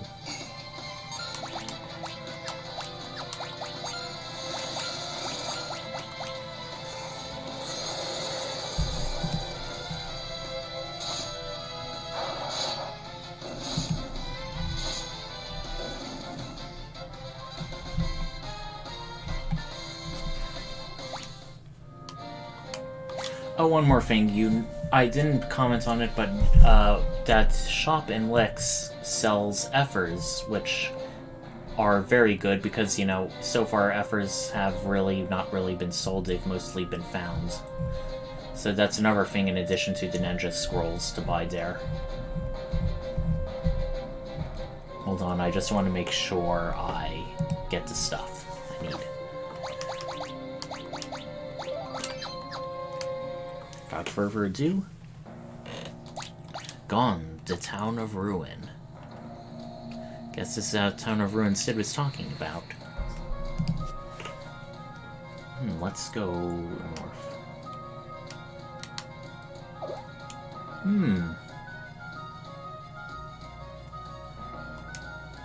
That looked like King Tycoon. Strange. Technically, we can easily intercept him, but something must be up.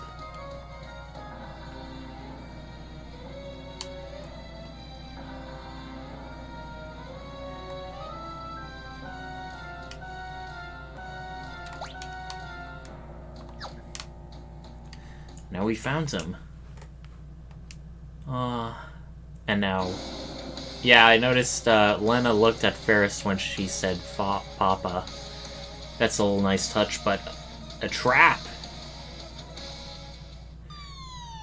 There's chances a lot of people may not have immediately noticed, because right now they just spring that trap immediately. That couldn't have been Dad. Character development.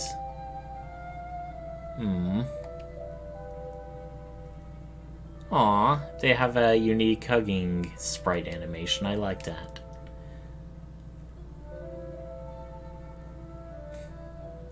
They're bonding while Ray is still unconscious and Galuf is missing. Where are we? Uh-oh. Galuf has been separated.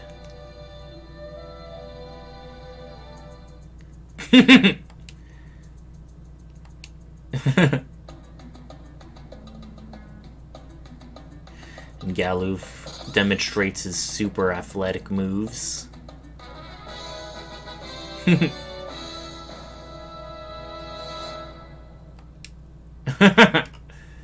aren't gonna ditch you. You know that. So we are in... Ooh, this is some good music. I like it.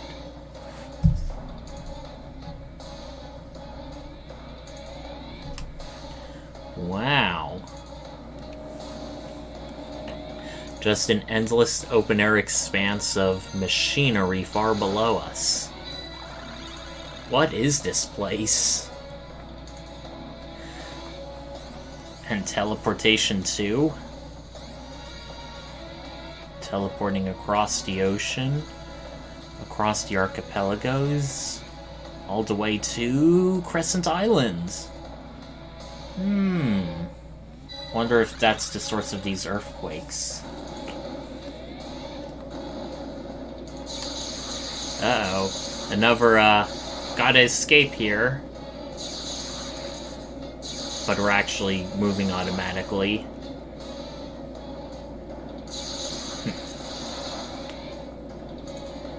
Yep. So much for going back that way. Meanwhile, Sid and Mid are flying also to Crescent Island. Probably to try and find the ruins of the fire-powered ship, if I had to guess. East, west, home is best, even if you're a chocobo.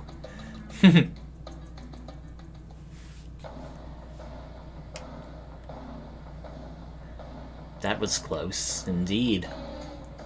A warp device.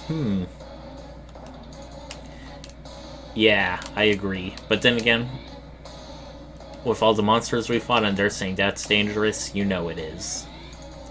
So what is this place? Looks pretty weird.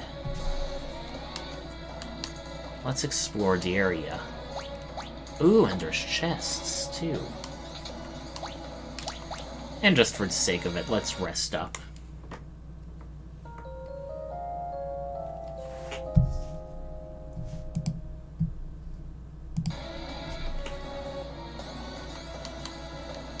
Oh, and there's some hidden notes around the area.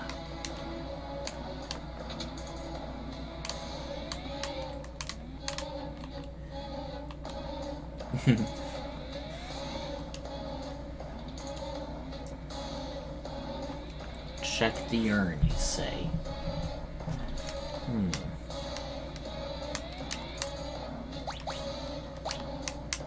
This urn? This urn? Neither of those.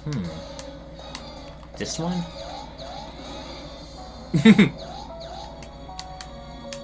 Frog knocked over a book. Did whoever put it in there know that frog would do it? Go down 6 and right forward and pull what's there. 1, 2, 3, 4, 5, 6. 1, 2, 3, 4. That's a bit obvious. Shuriken, and the mini spell. It is white magic, not black magic.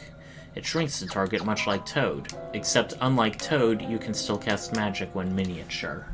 You are weak and deal hardly any physical damage and take much more physical damage in turn. So, let's go back north. And press this switch.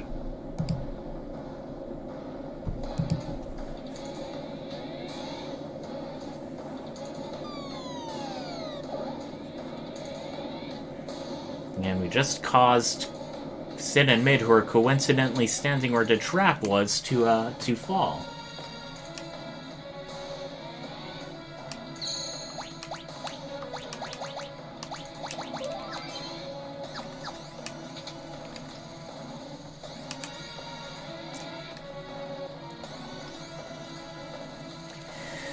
Oh, hey, it's the ship that sunk. And then somehow it's connected to bridges. That's very weird. And from here we can actually go back into the dungeon of the fire-powered ship. I may as well show you where I found the missing chest. I also found a missing chest in the ship's graveyard. By watching my first stream, I noticed I absent-mindedly went into a room with a chest, but didn't open it up. It had a tent, nothing big. Let's see if a water scroll does a lot of damage on the fire-powered ship to these enemies. Wow, we are way outclassing these enemies at this point in the game. Up here it was either an Ether or an Elixir. I forget which.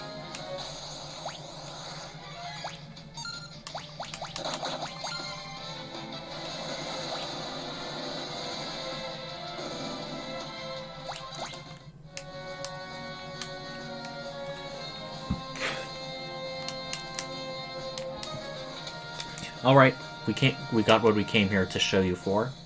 Let's explore the rest of this catapult. Wonder why it's called that. And now we found a entirely new ship. Man, we're really going through vehicles fast in this game. Mountain vehicles. Here, the normal hot Sildra ship, then Hiryu, then the fire-powered ship, then the Black Chocobo, and now this one. Sid walks backwards. Moonwalks a bit.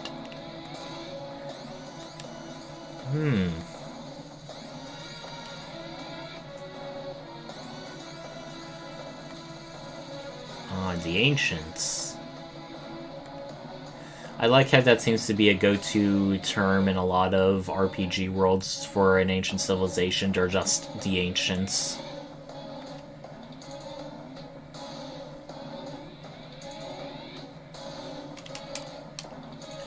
Well, let's see what we can find down here with them. Hot diggity dang.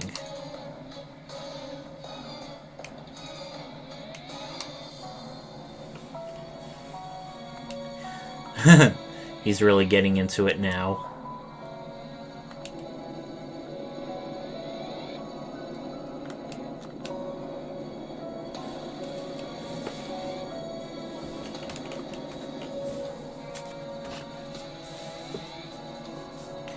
Woohoo! We have an airship! Yeah, baby!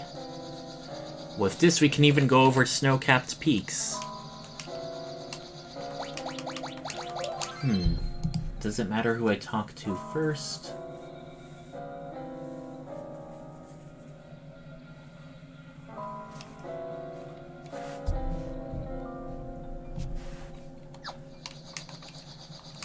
It sure is. Sid, what is that thing? Isn't it obvious? An airship. This is a huge upgrade over our fire-powered ship. And of course, it looks like when the airship went up, we pulled something else up. Ah, same sprite as Carl Boss, but it's Cray Cray. No, it's Cray Craw.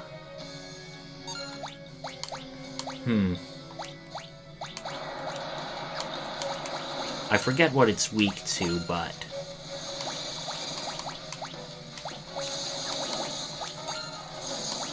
let's try a bit of everything on it first, see what sticks, okay? That did a good amount of damage. That did not do that much.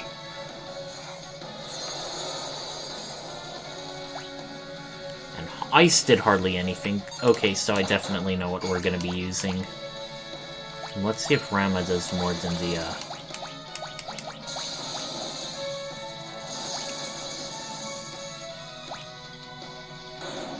Yeah, baby. That was easy. I think it hardly got off any things, just 2 tail screws and a physical attack. And now we have a frost bow. Nothing special.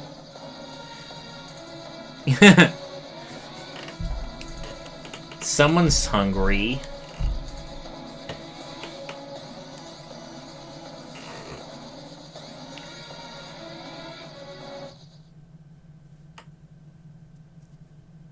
Looks like damage to the ship was minimal. Yeah. If you're going to thank me, I don't need to hear it. Guys are yours. Dark Warlock Exdeath. I just prevent him from returning.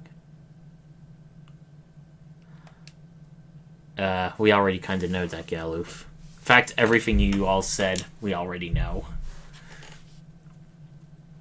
Now, we're gonna fly around. If we ever want to go back to Catapult, we can just disembark here. And we can convert our airship into a normal ship to fly around if we want.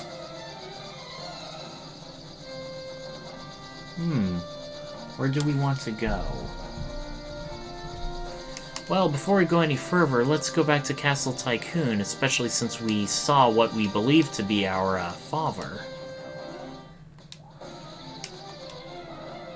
We cannot land in a forest, unlike the Black Chocobo, though.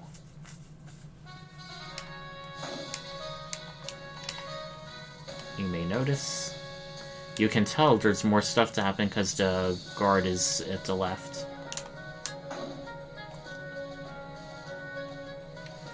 Let's talk to the Chancellor. Worry about us. Won't you rest here in the palace tonight? Sure.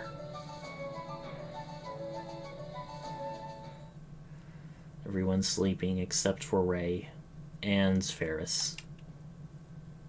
And Lena. Not wrong, just strange. It was just a relapse, so I felt a little bored. Ferris, Sarissa. But for some reason, being back here. Aww.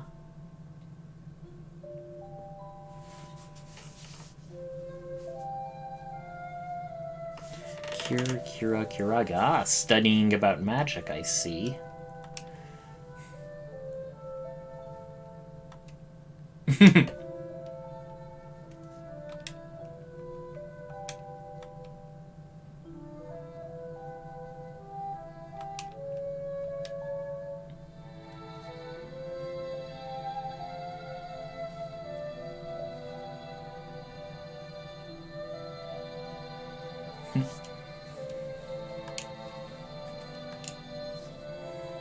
So Ferris is older than Lena.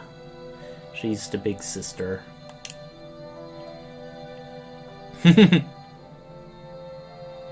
Rather than look like ants, I guess.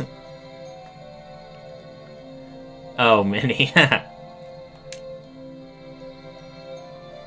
More gameplay and story integration there.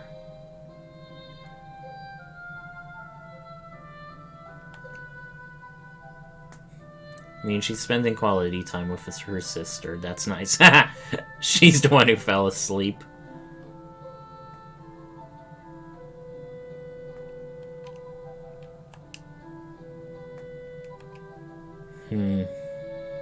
True.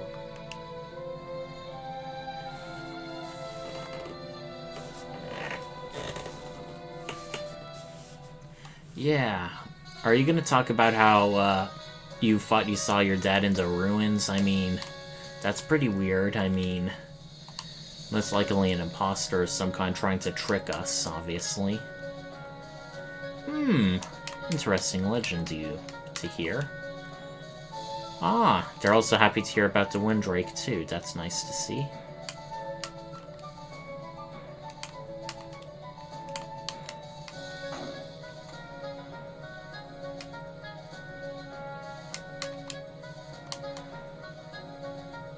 And now, let us vacate. Also, I noticed we have a new watcher. Hello there, whoever you are. You are tuning into about the halfway point. I don't know if you watched our previous stream, but we are currently in search of the Earth Crystal, and we recently stayed at Castle Tycoon, and it looks like we did not get our hit points restored. Well, let's go back to the ruins, see what's up with that. Nice.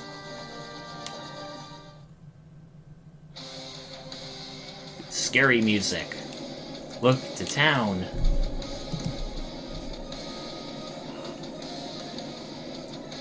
Uh-oh. Suddenly a desert. And suddenly an even bigger airship. Air fortress, more likely. Well, we'll definitely want to inform Sid and Mid about this. But let's avail ourselves of some free healing. Ah, they're talking about the Black Chocobo. I like that note. I like that little touch. Oh, and also about King Tycoon.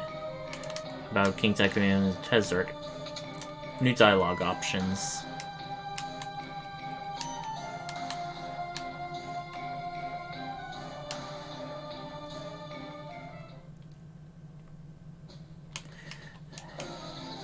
So many things are happening in such a short amount of time, it's kind of funny.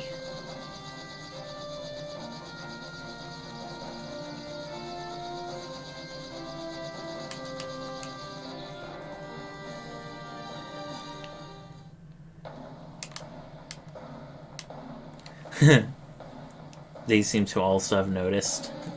Or something else. Yep. Telescope. Means the Earth crystal. Ah, our final crystal. Uh-oh, they're amplifying it too. That's gonna destroy it. Seems like they had some foresight. Unlike us, our current civilization.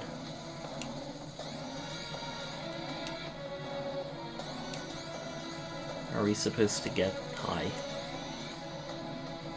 Another book. Adamantite. But where to find it? Galuf seems to know.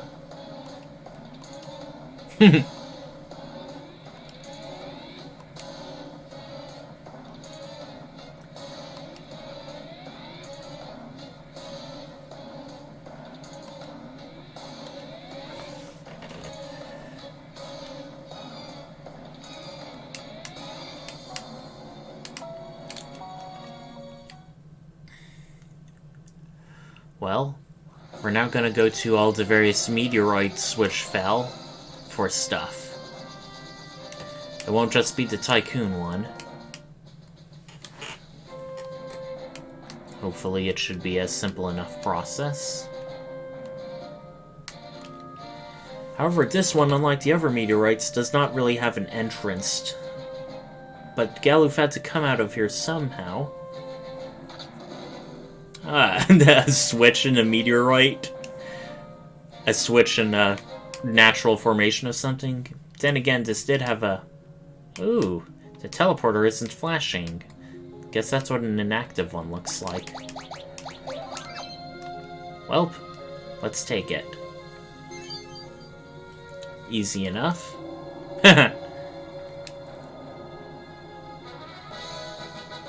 Party's really bonding. You can tell they're definitely good friends by now. However, of course, it couldn't be that simple. Good thing it didn't come out and attack us at the beginning of the game. It's the Adamantoise. Oh no! It one-shotted our, it one-shotted Ferris. What are we gonna do? Let's cast Image. Let's cast Guard. Alright. It is physically minded, so, that's how we're gonna roll. It is weak to ice, like a lot of turtle enemies throughout Final Fantasy. Ooh. And it hardly takes any physical damage, so, our knight is going to be of limited use here. Oh, or not. That was quite a bit, although two-handed. Ouch. Let's heal ourselves. Let's try Water Scroll. I mean, I feel like we're not really doing that much damage to it.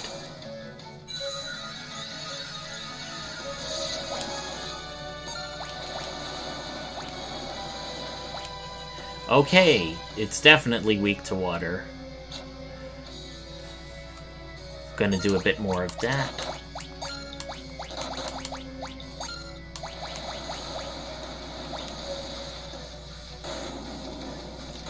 And there. Not easy peasy. Well, sort of easy peasy. And now Ferris has nearly leveled up again with Ninja, and we get a turtle shell, which is another chemist item.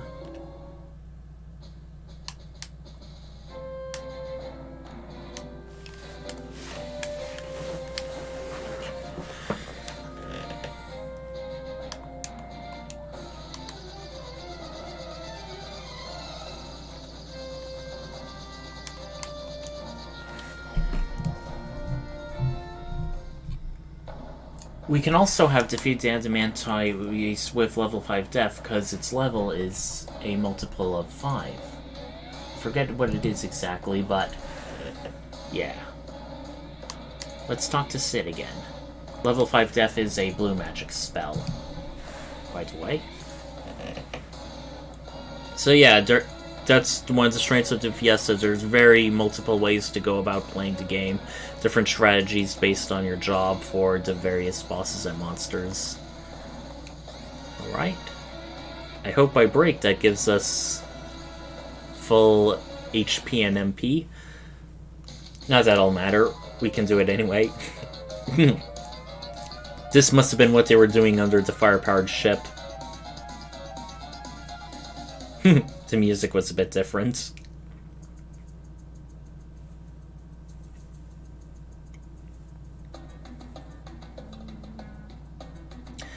I dreamt that the airship was already finished. He's really excited about it.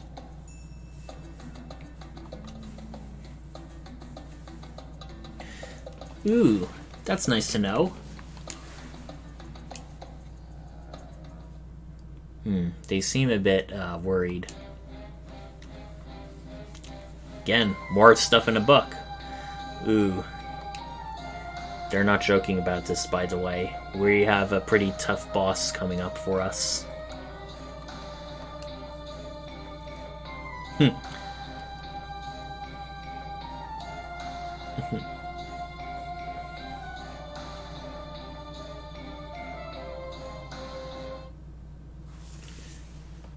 Time to cast off indeed.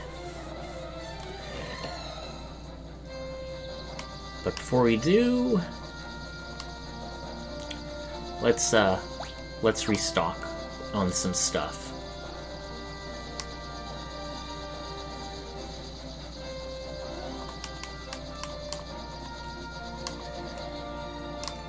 Good, there's that one patch so we can still get into Lex.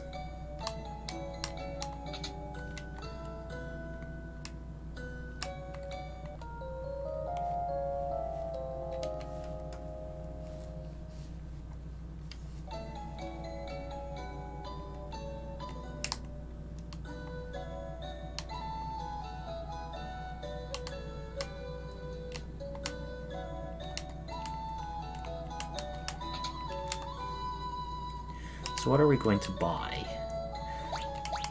We're gonna get some effers. Not a lot we can afford, but better than nothing, I say, you know?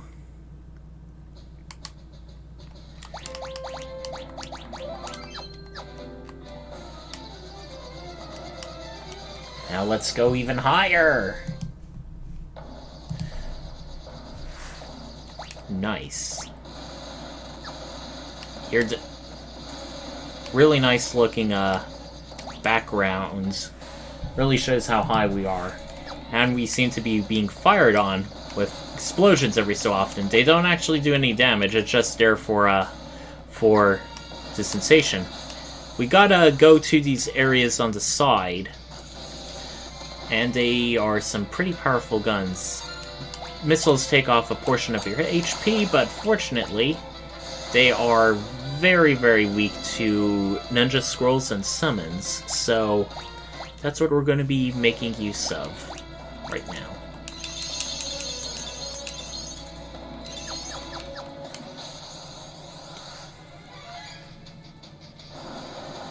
And they also hit us with a flamethrower. Some blue magic opportunities right now. Come on, Rana, save us! And if they're not dead by then, they will be after another lightning scroll.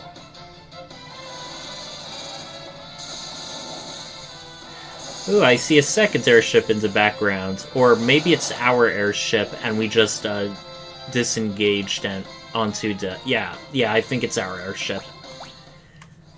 Almost tricking myself there. Well, we can't always grind for more scrolls. We want to be a bit conservative.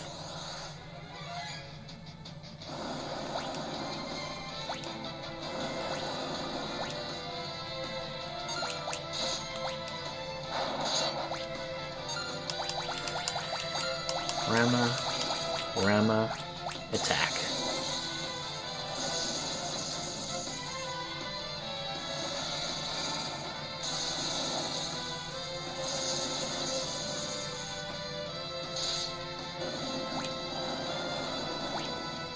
Ouch.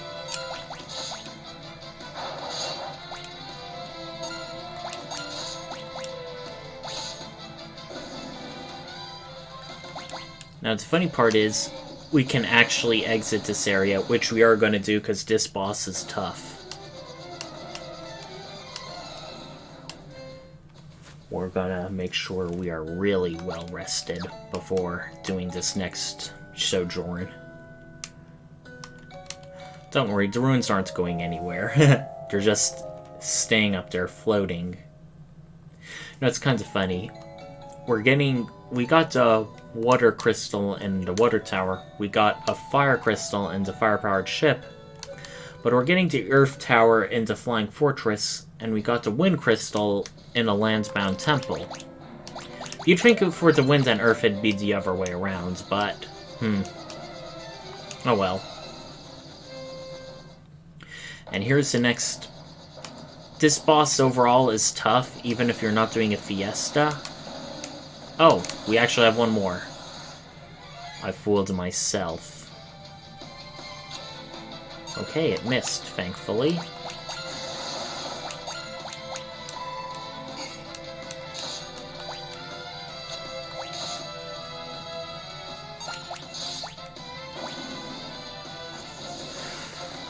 I noticed I did a lot less damage with Ray rather than Ferris when throwing. I think it's because the scrolls are based off of your magics, which your ninja doesn't really have much of.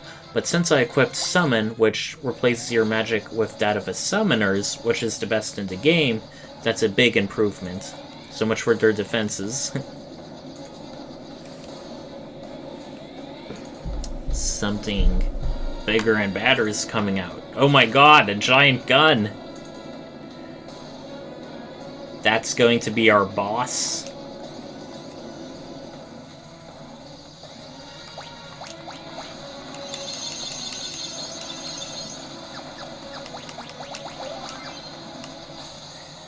Alright, here's Soul Cannon. It's actually 3 things in one. Soul Cannon and 2 launchers. Fusion Beam Cannon online.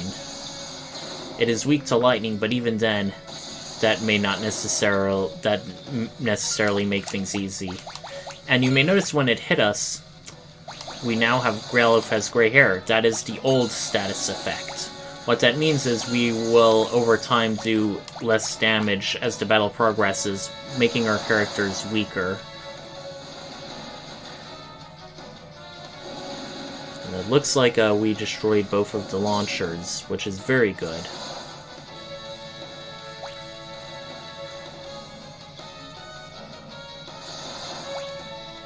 Alright. Safety lock is disengaged. I don't know what that means, but it can't be good.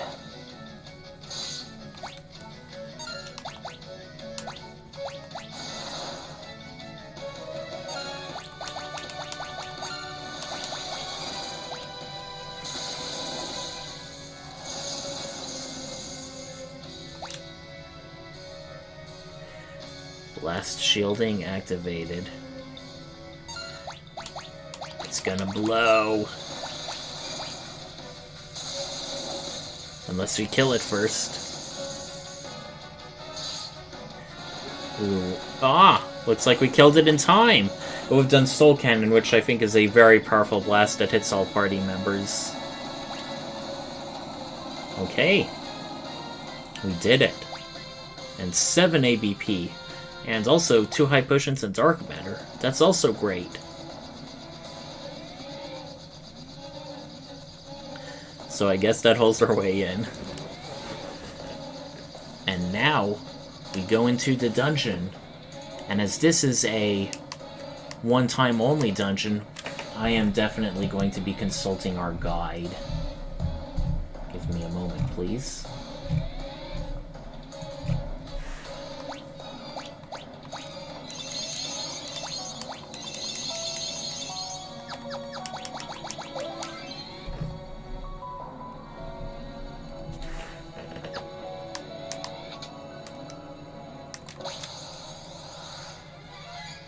Preemptive strike against Rockin' Knight and Raw Mage. I think it's like meant to be like, I don't know, but it sounds like Raw as in R-A-W. Ooh, this is a very tough cookie. Okay, we silenced the mage, that's good.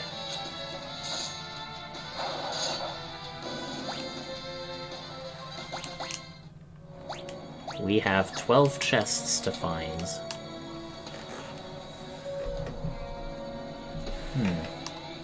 There's an invisible path that we can take to our right. And these stone masks can actually be destroyed effortlessly one-hit kill by a golden needle. Yep, when you do that, stone enemies cast Vantage on themselves, and they die.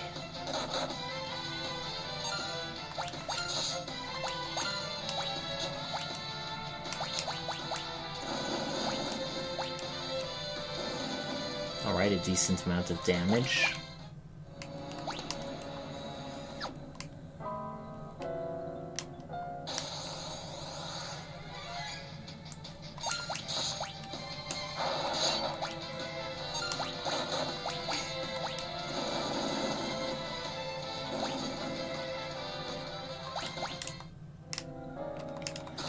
Okay, we have golden armor. Armor decorative gold filigree, Knight Berserker, and Mystic Knight. I know who that's going to. Here you go, Galuf.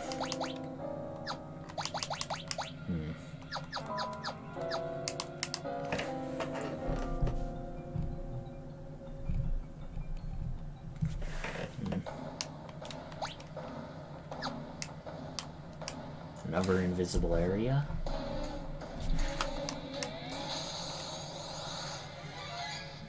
I forget what the deal is with these enchanted fans. I think... Oh, I remember. They can cast White Wind, which restores HP to allies based on how much total HP you have. Of course, it's a blue magic thing, so you've got to control or confuse it.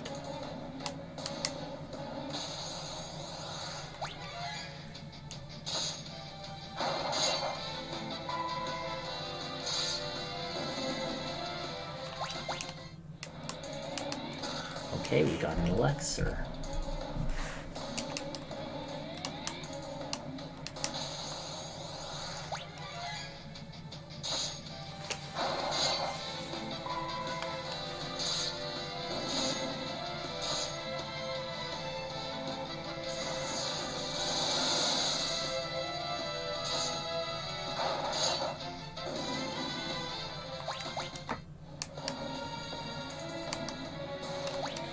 Where do we want to go? Another chest over here. More of the same enemies, but don't worry, when we start descending down to levels, we will start encountering a variety of enemies. So it won't get too monotonous. Okay, a phoenix down. We can go up here and find a save point. Let's take advantage of that. Let's pop off a tent.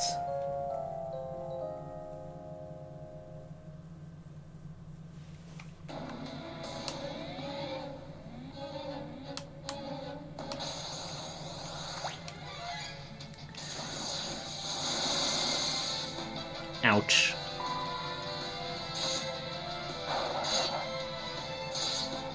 I should have hit the other one with the knight. Oh well, they'll be dead soon anyway. Alright, everyone is now level 21.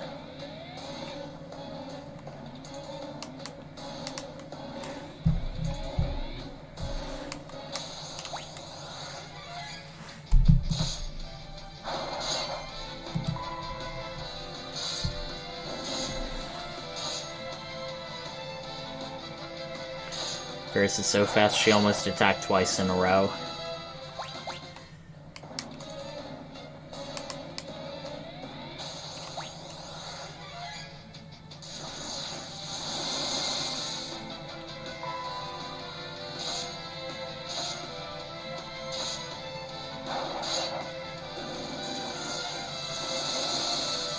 Ouch.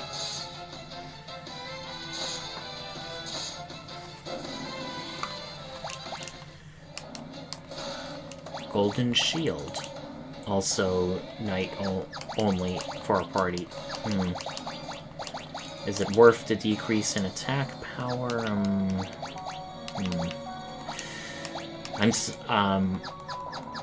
Our knight's currently still doing very well.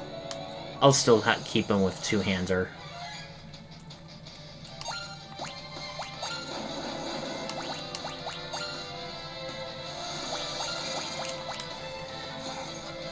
Actually, having both Mage Smashers on Ferris, along with Summon, has really worked out.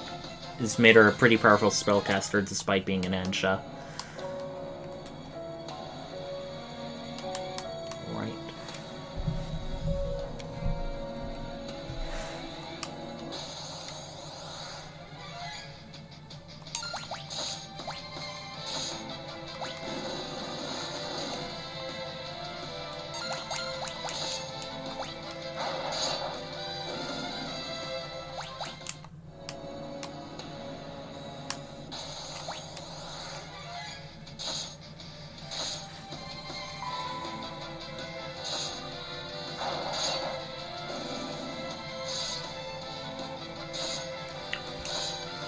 We're easily dispatching these monsters left and right. They're hardly even getting a chance to respond.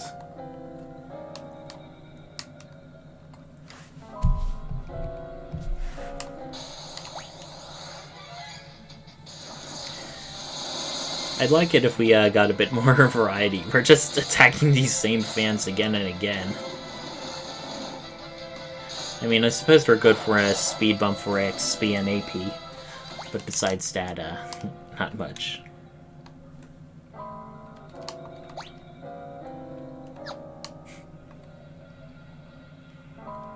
Right.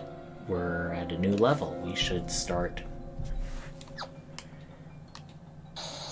it finding, yes, more unique enemies.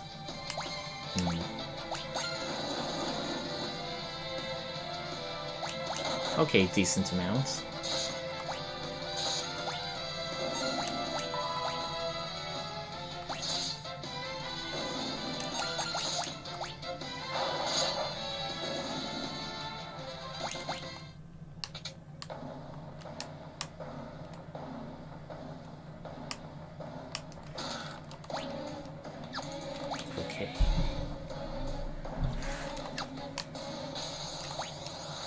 Oh, and here's a Lamia. I think the first of its kind.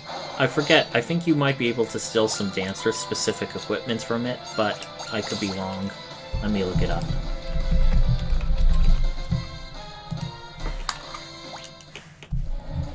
Yeah, you can use the Beastmaster to control her to teach you 1,000 needles, but since we don't even have that much hit points, it's most likely gonna knock us out. You can steal Lamia's Tiara with a 4% chance. It increases success rate of Flirt and chance of Sword Dancer to dance command, so it's something you learn with your, whatchamacallit. Your, you know, the Dancer class. Okay. Okay, the 1,000 versus race 600. I'm definitely just going to be throwing with Ferris from now on. Okay, you may notice there is a chest, but there is a trap in front. So we're gonna go around. Okay, so we got a bunch of stuff. Ancient Sword sometimes causes enemies to age. A good thing for our knight. Another Moonring Blade, good for a thief or ninja. A power armlet that increases strength. Okay.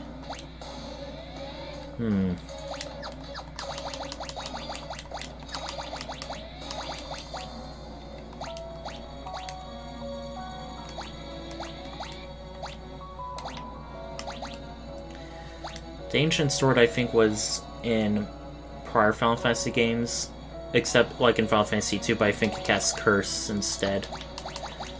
Power Armlet. Yeah, we're definitely going to want to give that to him. And in case you jump onto hole, you'll fall all the way back here, so it's a bit of a ways around about. But it's also a good shortcut that we just used right now. Okay.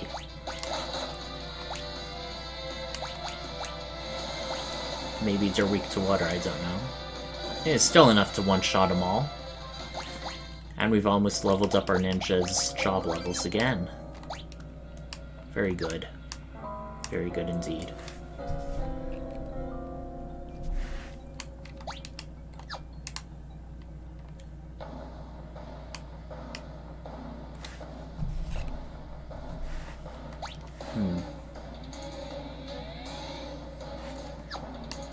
Wait.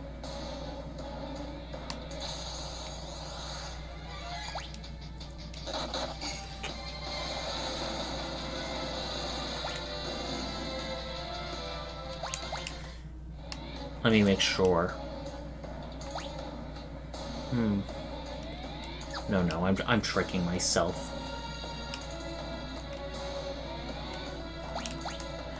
We do have 10 out of 12 chests, so that's quite a good healthy amount.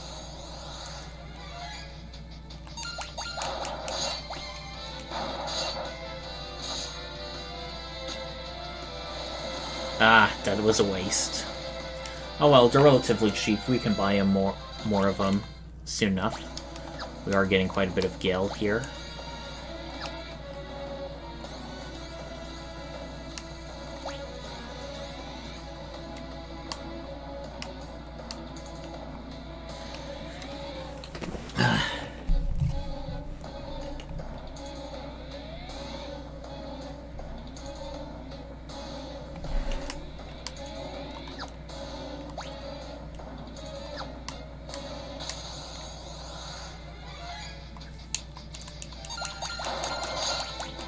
Sorry, this guide needs a bit more images. I just feel a bit confused up. Oh, you might have also noticed Galuf did a lot of damage with the two-handing and the ancient sword.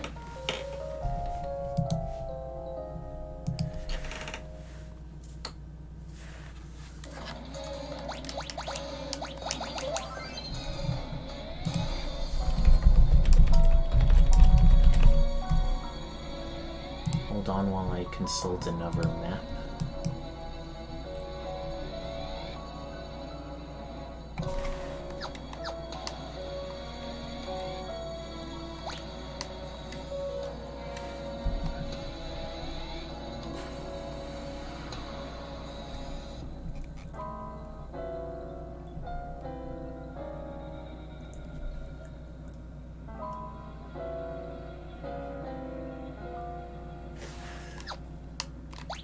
Okay, I don't want to go that way. Okay, I gotta go back.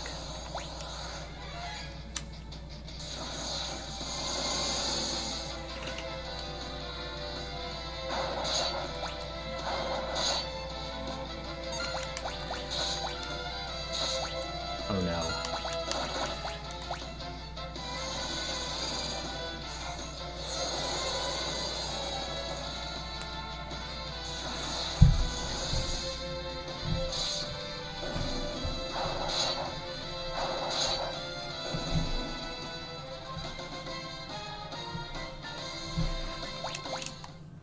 Dark bow. That sometimes blinds enemies.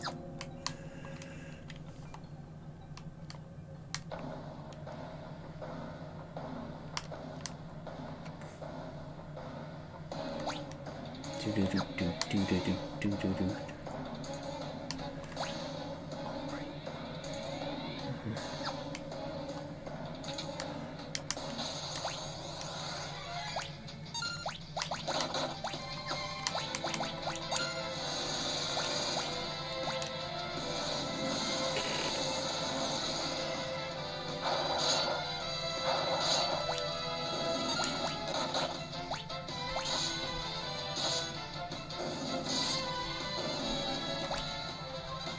Right, first mastered first strike. Do we want to equip that? And we're gonna leave it on. Ooh. If you look to the left, you notice something. Ooh, it looks like King Tycoon and a snake with wings. How auspicious. Okay, this is where we want to go.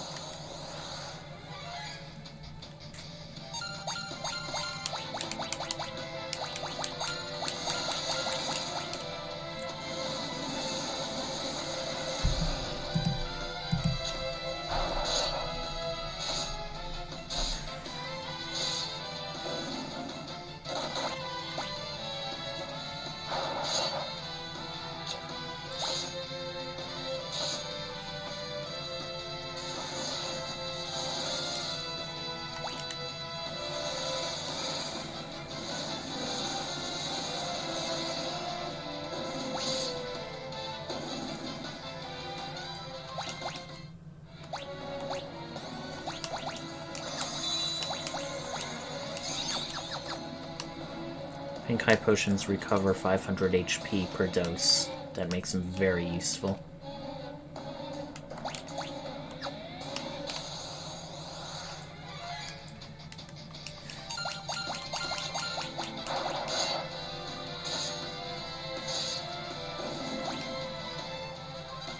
Right, and Ray mastered Throw. As a level 4 ninja, you now have the Throw ability that now you can have any job do once you equipped it. However, our most powerful ninja ability we really want is the ability to equip a weapon in each hand. Now that is good.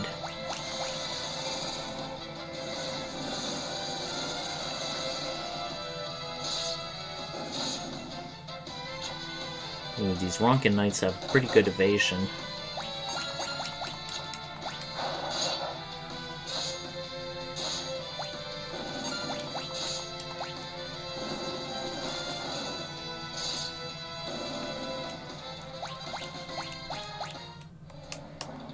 Alright, due to that death, the rest of the party is going to be a bit faster than Bart's. Do they want to go?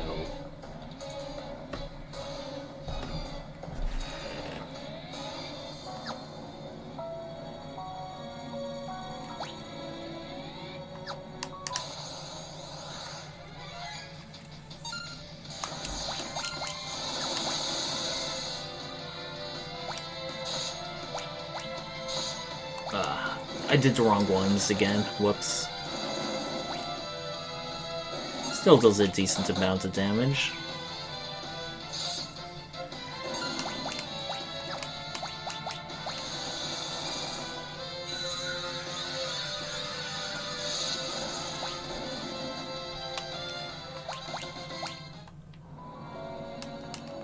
Do you want to go up here? I think so.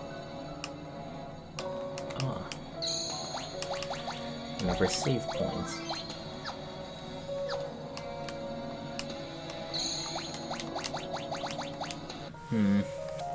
Maybe a bit wasteful, but hey.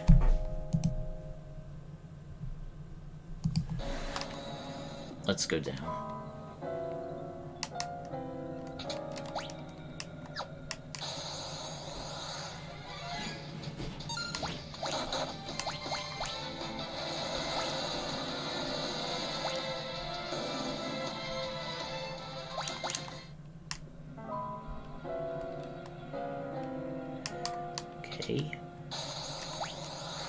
Oh, Hydra, these are really tough enemies. I forget exactly what they can give you, but... Okay, that did hardly anything.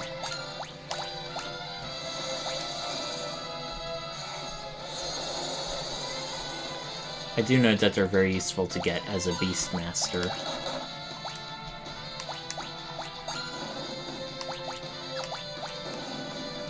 Alright.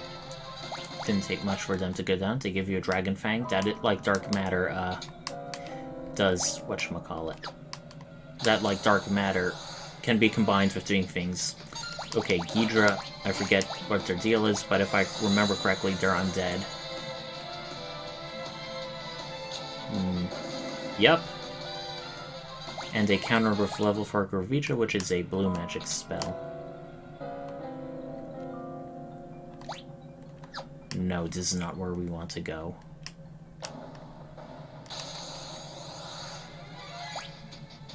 Grr, I hate these back attacks.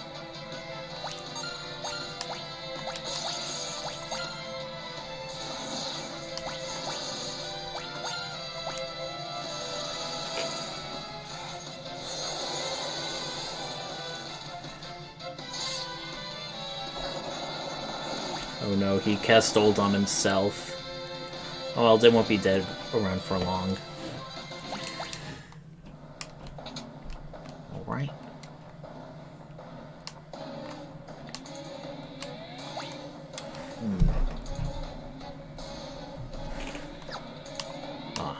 I was worried it was a hole for some reason, but no, it's not.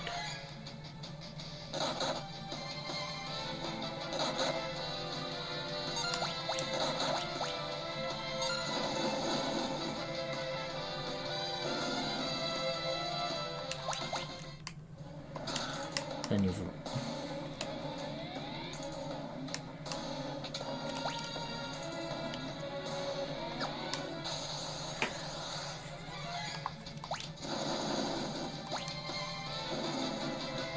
Yeah, we're getting near the end of the dungeon, so I'm kind of using scrolls to just burn through.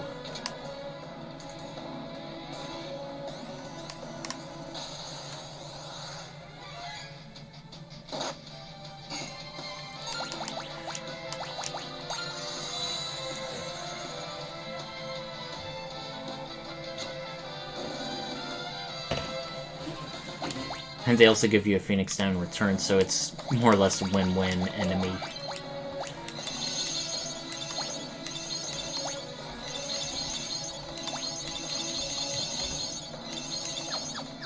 Alright, we are all magicked up. We should be ready for this. We got every chest in the area. Now let's talk to King, see what's up. Clapper Claw? That's not a word I've heard before, and I know for a fact that is not what the boss's name is, so... if you can make yourselves useful... this is definitely you're not your dad. Something's going on. Now, Archaeoavis is another tough enemy because it can change its weakness. And what I mean by that is, if you attack it with fire or something, it can change itself to be weak or resistant bite to something else.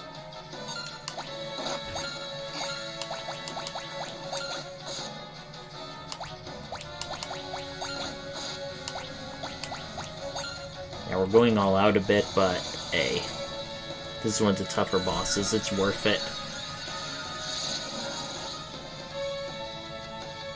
That did hardly any.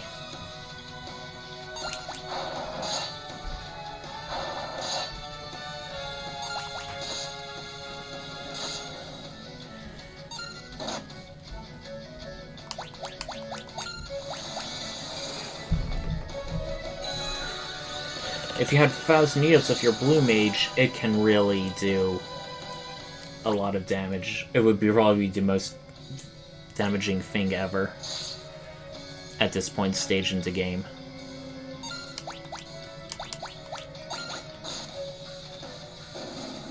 Alright, we are now fighting it again as a revive form. Level is a multiple of 5, so you use level 5 death, but since we don't have a blue mage... Oh, King Tycoon says, look at it, such energy. So this is the true power of the crystals. This is a bad thing. You should be despairing a bit. You should be concerned for the safety of your daughters and all. Oof. I get the feeling this will also be 0 elemental. Yep.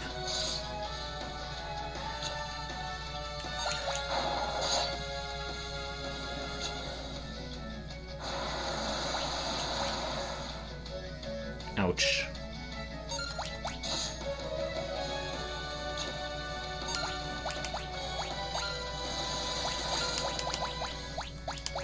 We want to use high potion on anyone. Yes, we do. On Galuf, our knight.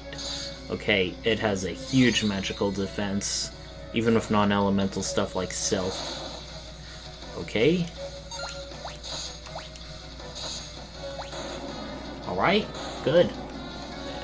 Second stage wasn't too tough. Now, one moment. I just gotta make sure I get the next registered job. Ooh, we got an awful lot of stuff for chemist-related stuff, which coincidentally is an earth crystal job. As though it isn't obvious enough. Father, Papa. Earth crystal should be just ahead.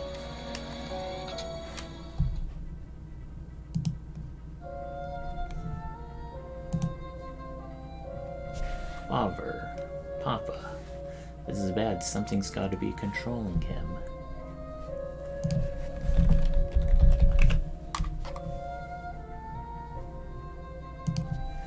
Ray, stop. Don't even try it. Step aside. Yeah, we just want to go all in.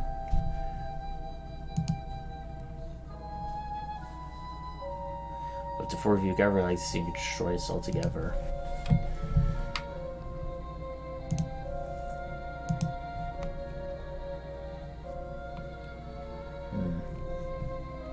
Okay. My Fiesta page, it,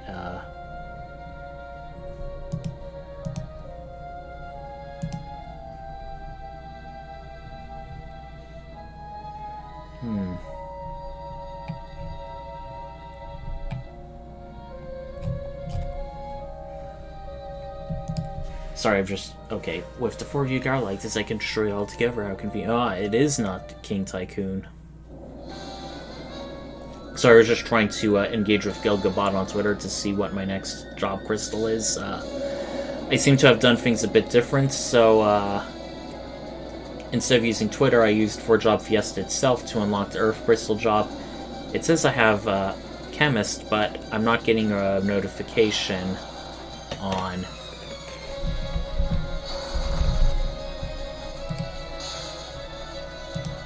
Ooh, someone's showing up to save us in the nick of time. We've seen her before. Ah, Grandpa, it's Kryl. Even though it says she's a girl. She must have been hella powerful to knock down whoever we're fighting like that.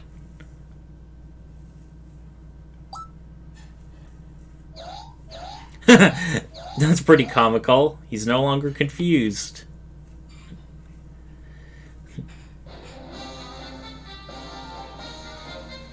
Yay!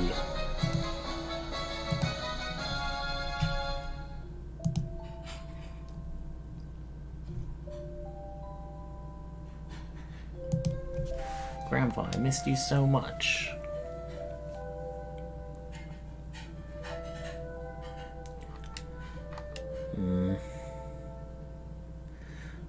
Not one, but 2 family reunions. Uh-oh. Ah, he seems to be back to normal from whatever was possessing him.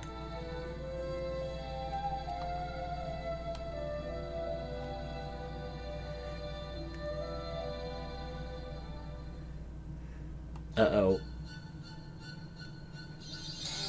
The crystal shattered anyway?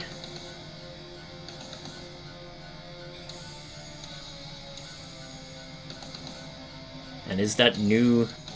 I don't think we've heard this music before, but we will be hearing it quite a bit for the remainder of the game. Well, not the remainder, but throughout the game, at various points. Oh no, this is also the place where Exdeath was sealed. What's happening?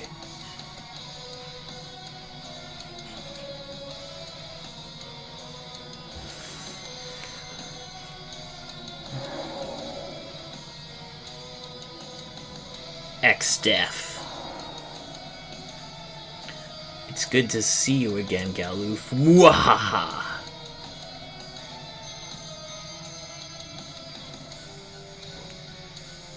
Uh-oh, is he using the crystals against us? Looks like it. Crystals, obey my magic. Give me your power. Smite these vermin. Yeah, this isn't cutscene time. Or so Ray says. Nope, it is cutscene time. We're incompetent.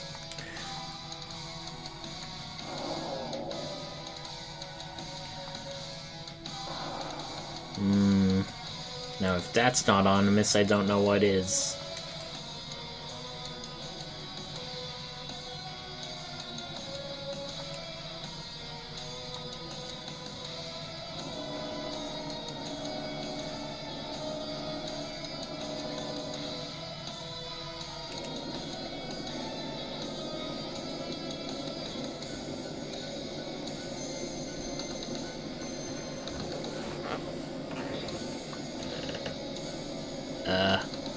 Reclaiming the power just knocked us all down. I don't think you, I don't think you're doing this right, King Tycoon.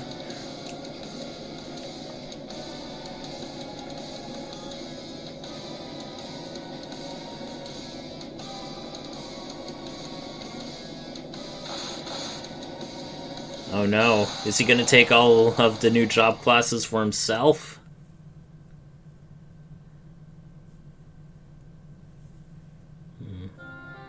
Oh no. Aww.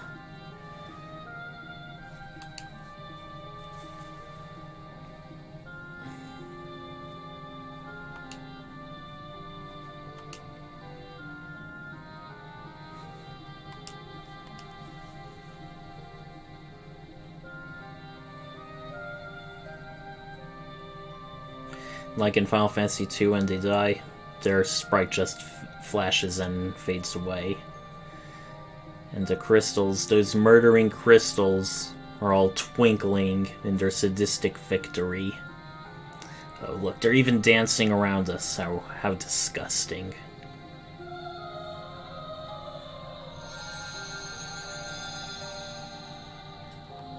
Samurai, dragoon, dancer, and chemist. So according to my Fiesta page on the site itself, chemist is my 4th job. However, I'm not getting a response from Gilgabot on Twitter as to it being my 4th job, so I don't know what's up with that.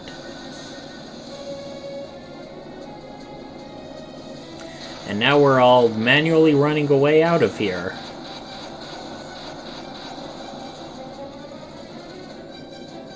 Fortunately, there was no random encounters. Now that would have been inconvenient. And Ferris... what's one ship on another?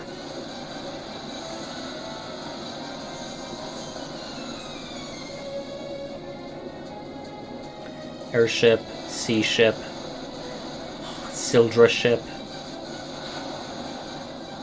As long as they got a wheel on them, Ferris can steer them.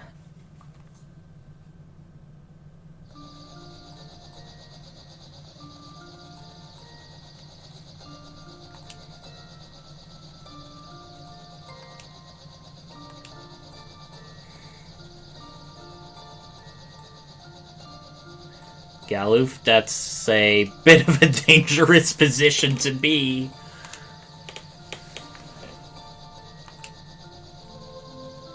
Please come back onto the deck, Galuf. We can have this conversation at a place where you won't have a chance of dropping thousands of feet to your death.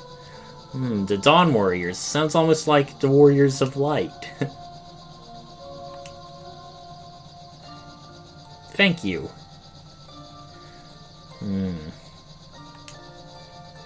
So the meteors, they're like vehicles to take between worlds.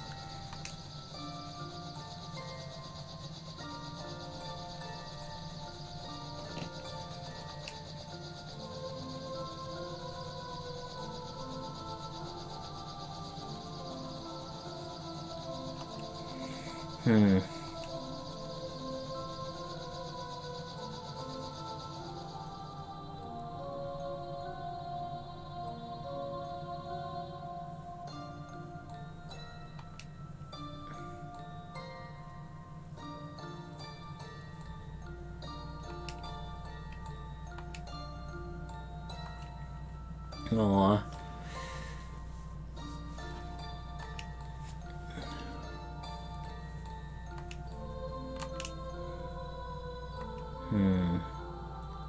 Yeah, and with the 4 crystals being destroyed on our world's gonna have quite a bit of a bumpy ride, too.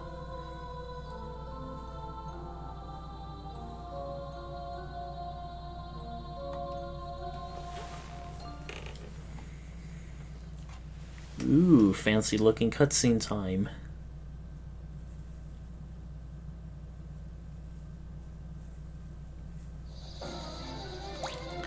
And now we are down 1 Galuf. So where to go now?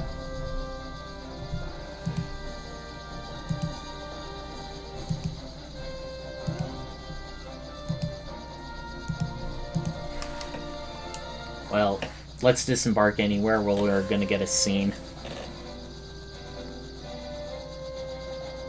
Great, yeah? We've been talking.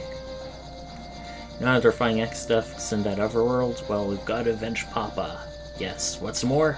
Galuf, he's one of us. Yeah! Yeah, I like the sound of that. Friends to the ends.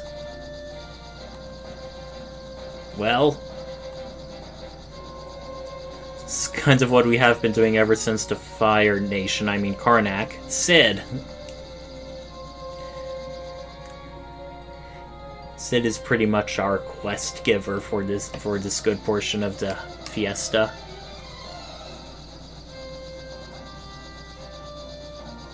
And unfortunately, I think Galuf took his equipment with him. Yeah, we don't have... He didn't auto-unequipped, which is usually the case. That happens in a lot of these Fiestas.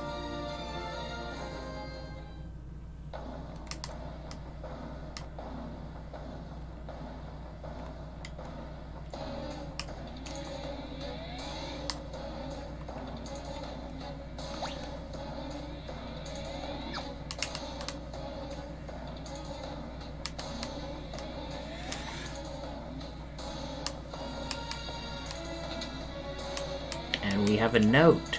It's a note from him.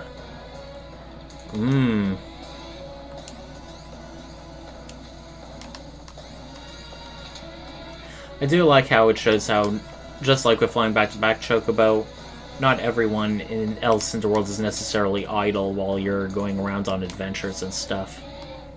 I like that touch.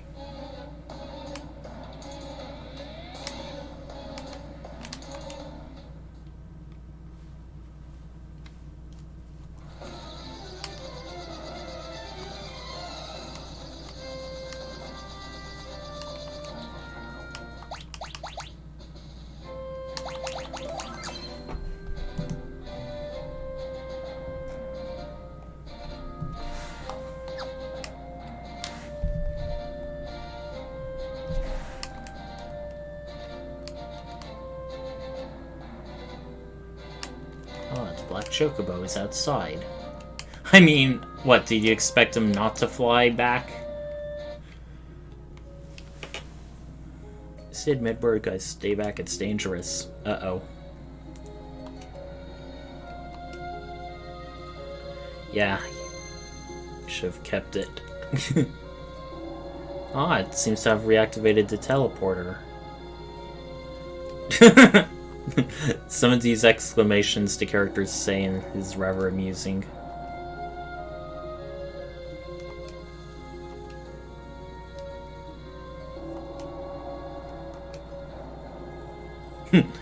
Sharing some unspoken nods between each other. Ah, we've got to go to the other meteorites and get their adamantites. I smell a quest coming up.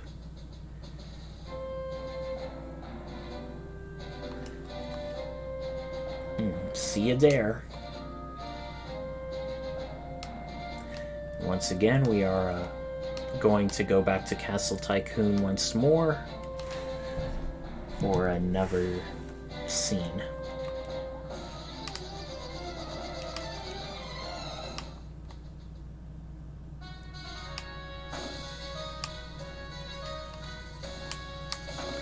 Yeah, these Castle Tycoon parts are missable, so it's good we're doing that.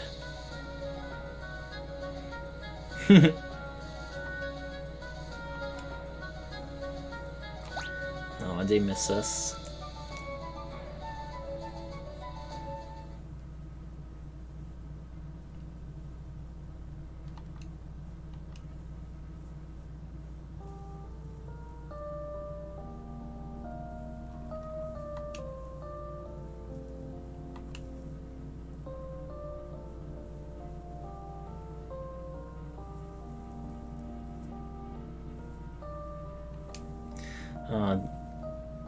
Going Windrake riding.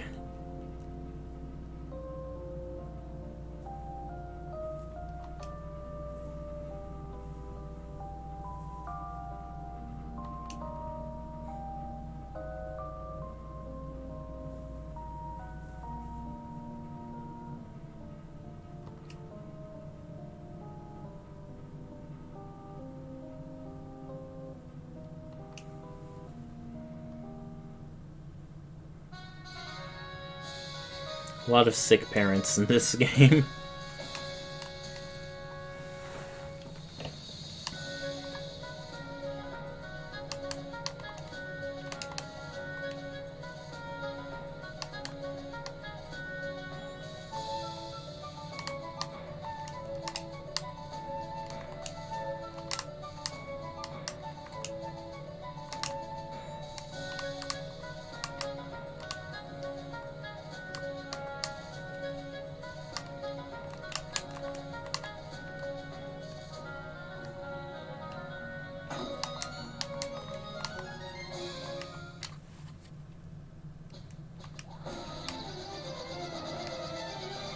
Right, time to go to the Waltz meteorite.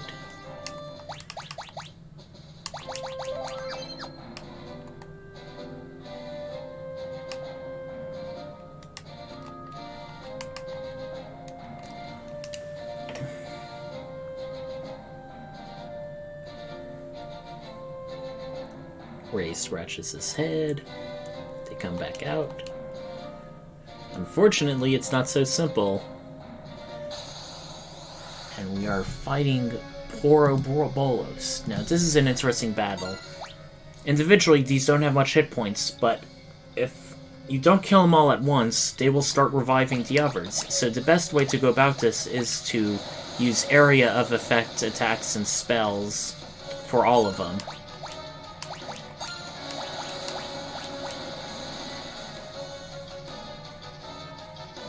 See?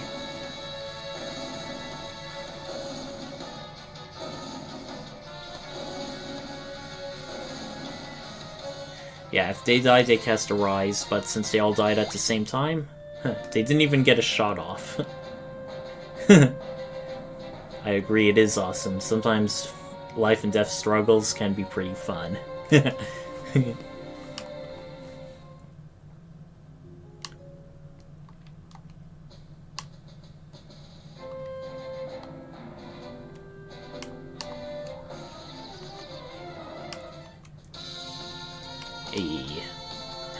Can't go anywhere near as high as the airship. Alright, time to check out the Karnak meteorite.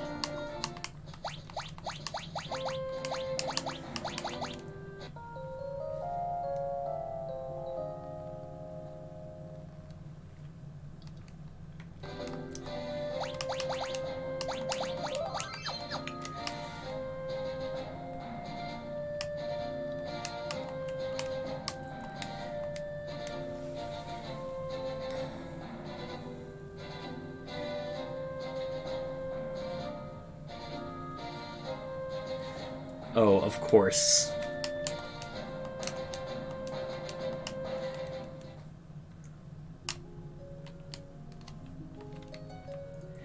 Now this monster has a rare steel, but since it's like less than 5% chance it has it, you'd have to do a lot of safe scumming. I think it gives you a hammer, which is useful for berserkers, can cast Quake. And it's Titan, which many of you may recognize in other Final Fantasy games as a summon, but here, just a big, bad, angry dude. It's a bit of a gimmicky fight, because when he gets low, he will cast Quake, and that will do massive damage to your party. Sometimes can even one-hit kill them, so to prevent that from happening, I just...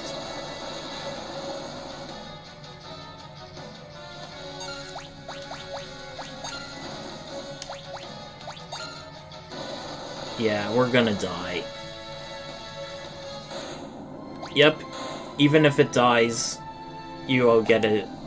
So, also, I just realized I've been doing something wrong. It's a 4-job Fiesta, but we're using 2 jobs, so... we, have to, do it this way. And we don't have Galuf, our knight, in our party, so... Wait.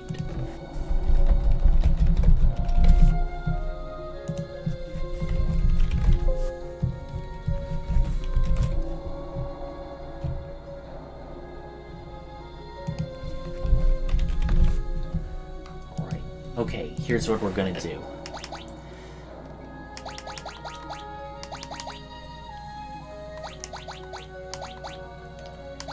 We need drink, and what do we want to give him?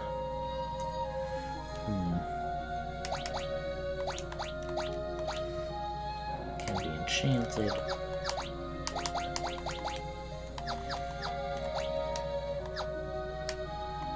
We need mix, because when we get mixed, we can start combining items to do good stuff. Sorry, everyone. I may need to do some grinding. But hopefully it'll be an ability we can learn very early on, very soon.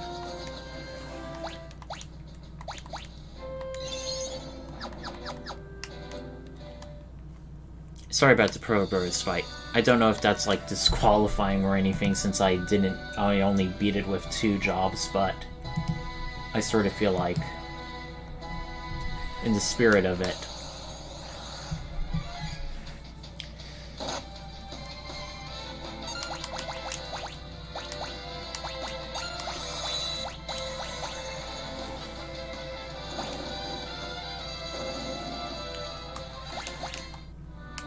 nice.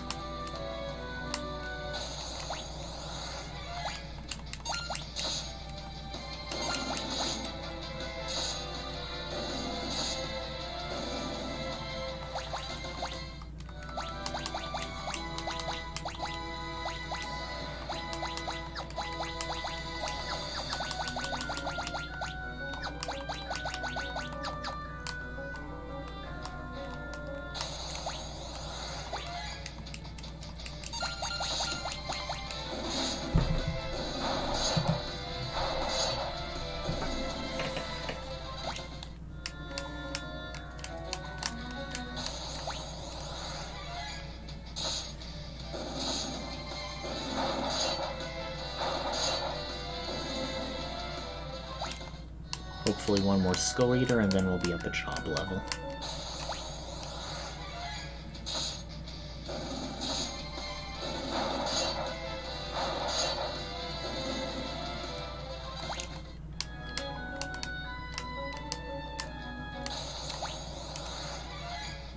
Oh well, we're up at job level anyway.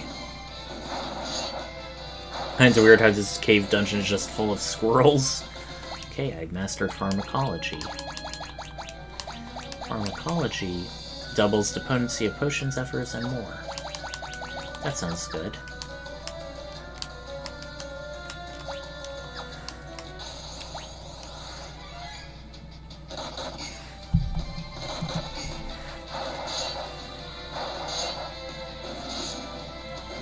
Anyway, while I'm busy grinding, what is there to talk about? We are a bit past the 3-hour mark. Oh. We are a bit past the 3-hour mark, so we may stop in possibly the next 30 minutes or so, probably after we defeat Titan. Ah, no damage that time. That's good. Very good for us. Okay, so as I was saying, we are at the 3-hour mark, and since we got all 4 jobs, we definitely know what our party loadout will be. Just checking out, we have Knight, Summoner, Ninja, and Chemist, 1 magical and 2 mostly physical classes, which really round us out. The Knight, of course, will be our frontline tank, physical attacker. Our Summoner is going to be our primary caster and also healer. Ninja will be sort of like our secondary, very fast physical attacker, but also partial mage with their scrolls and if they have summon equipped. Whereas our Chemist will be basically our party buffer and debuffer. They will mix and use various items to cause various status elements and damaging attacks on the enemies, and they will also use drink special stuff in order to make themselves stronger. So they're sort of, yet you can definitely consider them physical, but their best things are not to attack. And some of their things can replicate magic, so they're sort of an interesting class like that. They're also considered to be the most broken class in the game, because several of their mix abilities can really make you powerful. And they also gain an ability where they can revive a character to full HP without cost, and that's, I think, is one of their later things. Oh god. I definitely waited too long for that. Okay.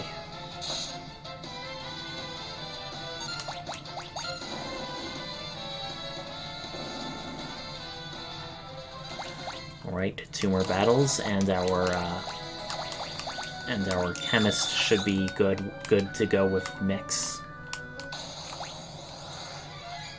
Oh no.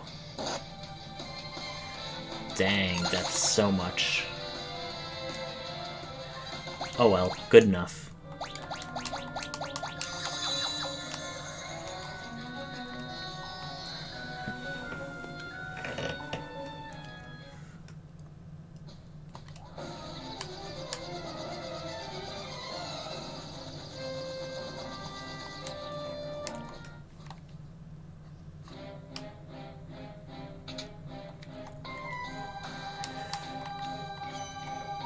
Alright, we are now fully restored.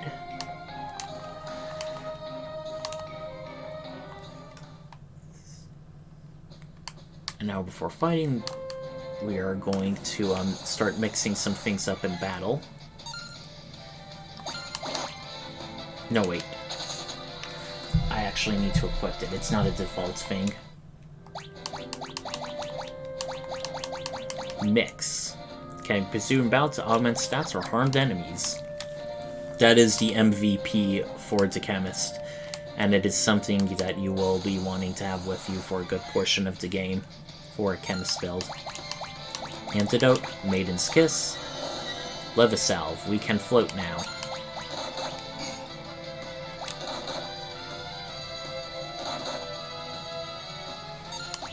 Mix. Antidote, Maiden's Kiss. Now 2 out of 3 party members are floating.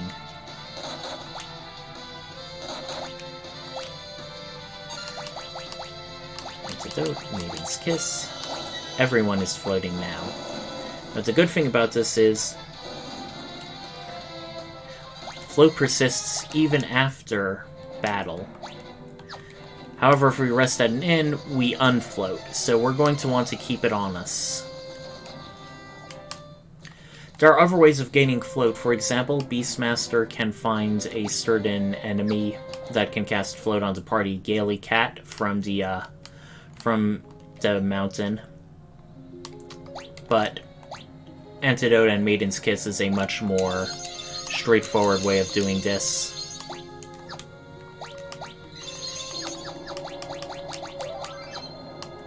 Now, without further ado, let's fight Titan.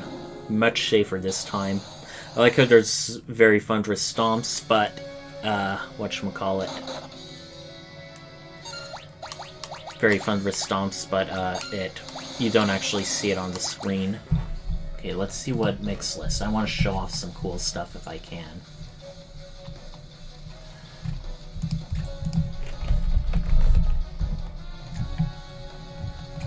Some healing, support, offensive items. Okay.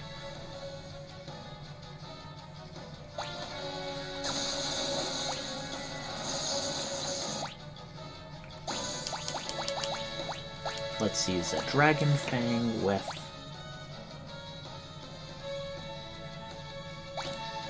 Potion. Wait.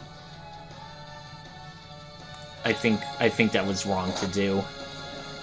Whoops. Hold on.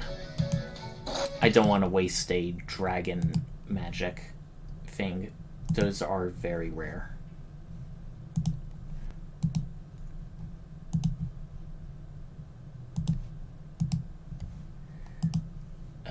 Give me a moment.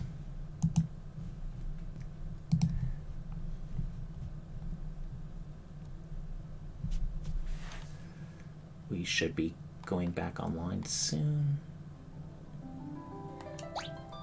Alright. Sorry about that, I just misread one of the things.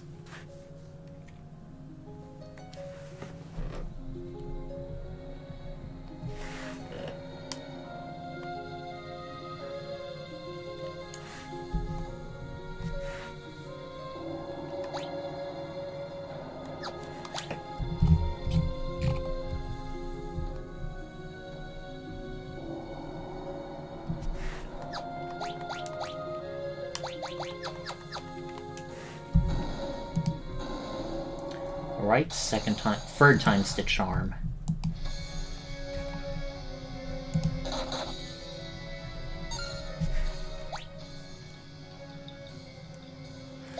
Turtle shell plus antidote.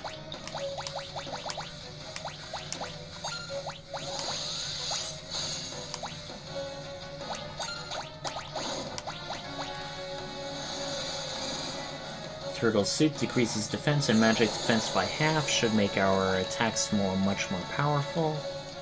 Hopefully.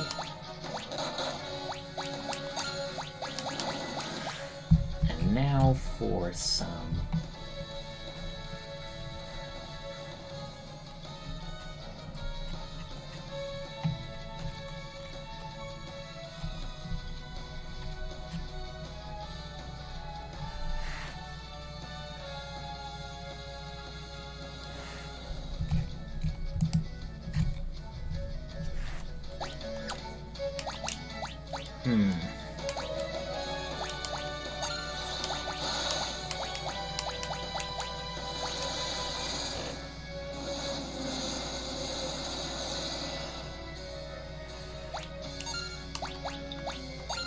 Yep, see, Earthshaker missed us all.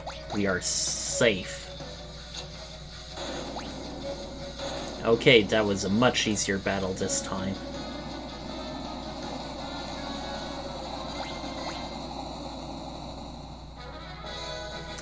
And now we have another summon monster.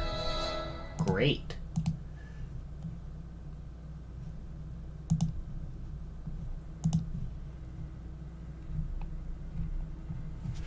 Much obliged. Now you can leave the rest to us.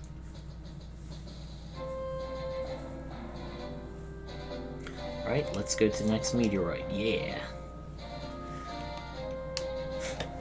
How many meteorites are there? Oh, there actually is one more. It is the Gone meteorite, way to the south where the former Ronka ruins were.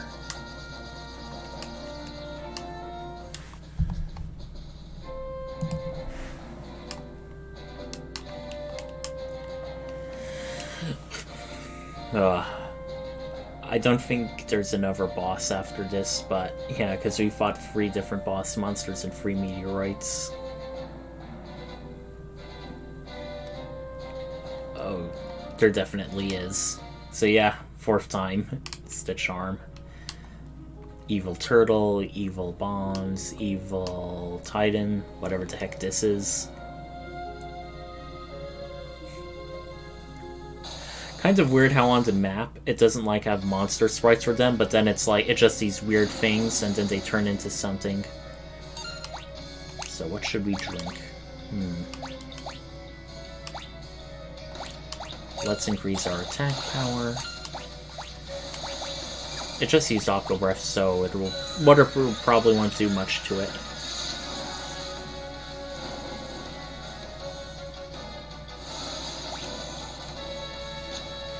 Oof. We are...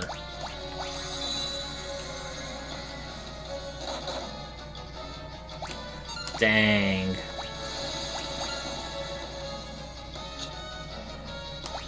Okay.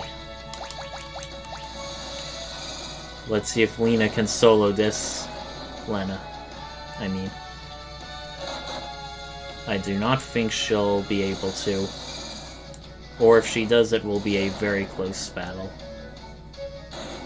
Yeah! Close indeed.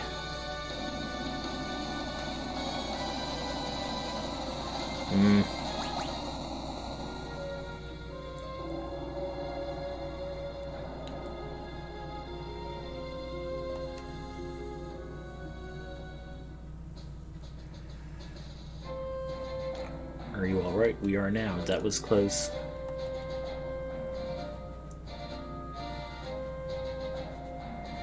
Oh, they're all combining at that landmass that was sort of shaped like a bird. Interesting. Alright. Thanks for everything, guys.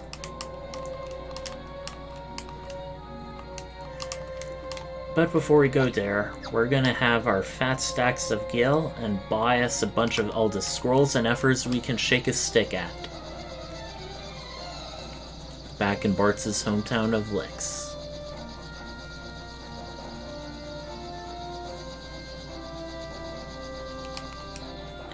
Wonder if being KO'd in rest will take care of that. I don't think it will, but I just want to check it out. Because it is cheaper than buying a Phoenix down. Oh no, it actually does. I guess Phoenix Downs are just like things you want to have on your person for like quality of life or being speedy. Okay, without further ado.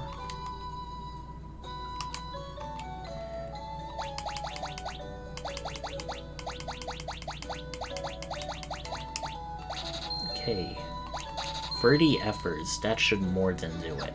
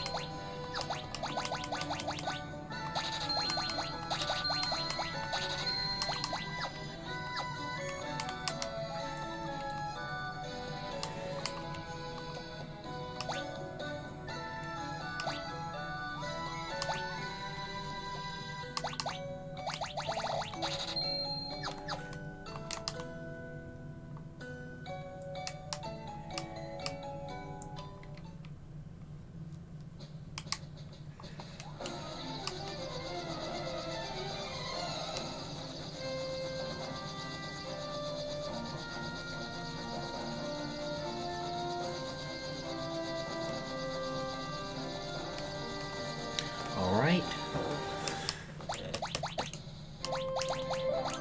Well, I think this is a good stopping point. We have a teleporter that'll go us to Galuf's world, where we will hopefully find him and confront Exdeath and save not one, but 2 worlds. And we have all 4 of our job crystals, and we have an overall very strong party of Knight, Summoner, Ninja, and Chemist. We've had a very good run so far. As usual, it was great. The next session will be this Monday at 8 p.m. Eastern Daylight Time. See y'all later. Until next time, Quasar Night out.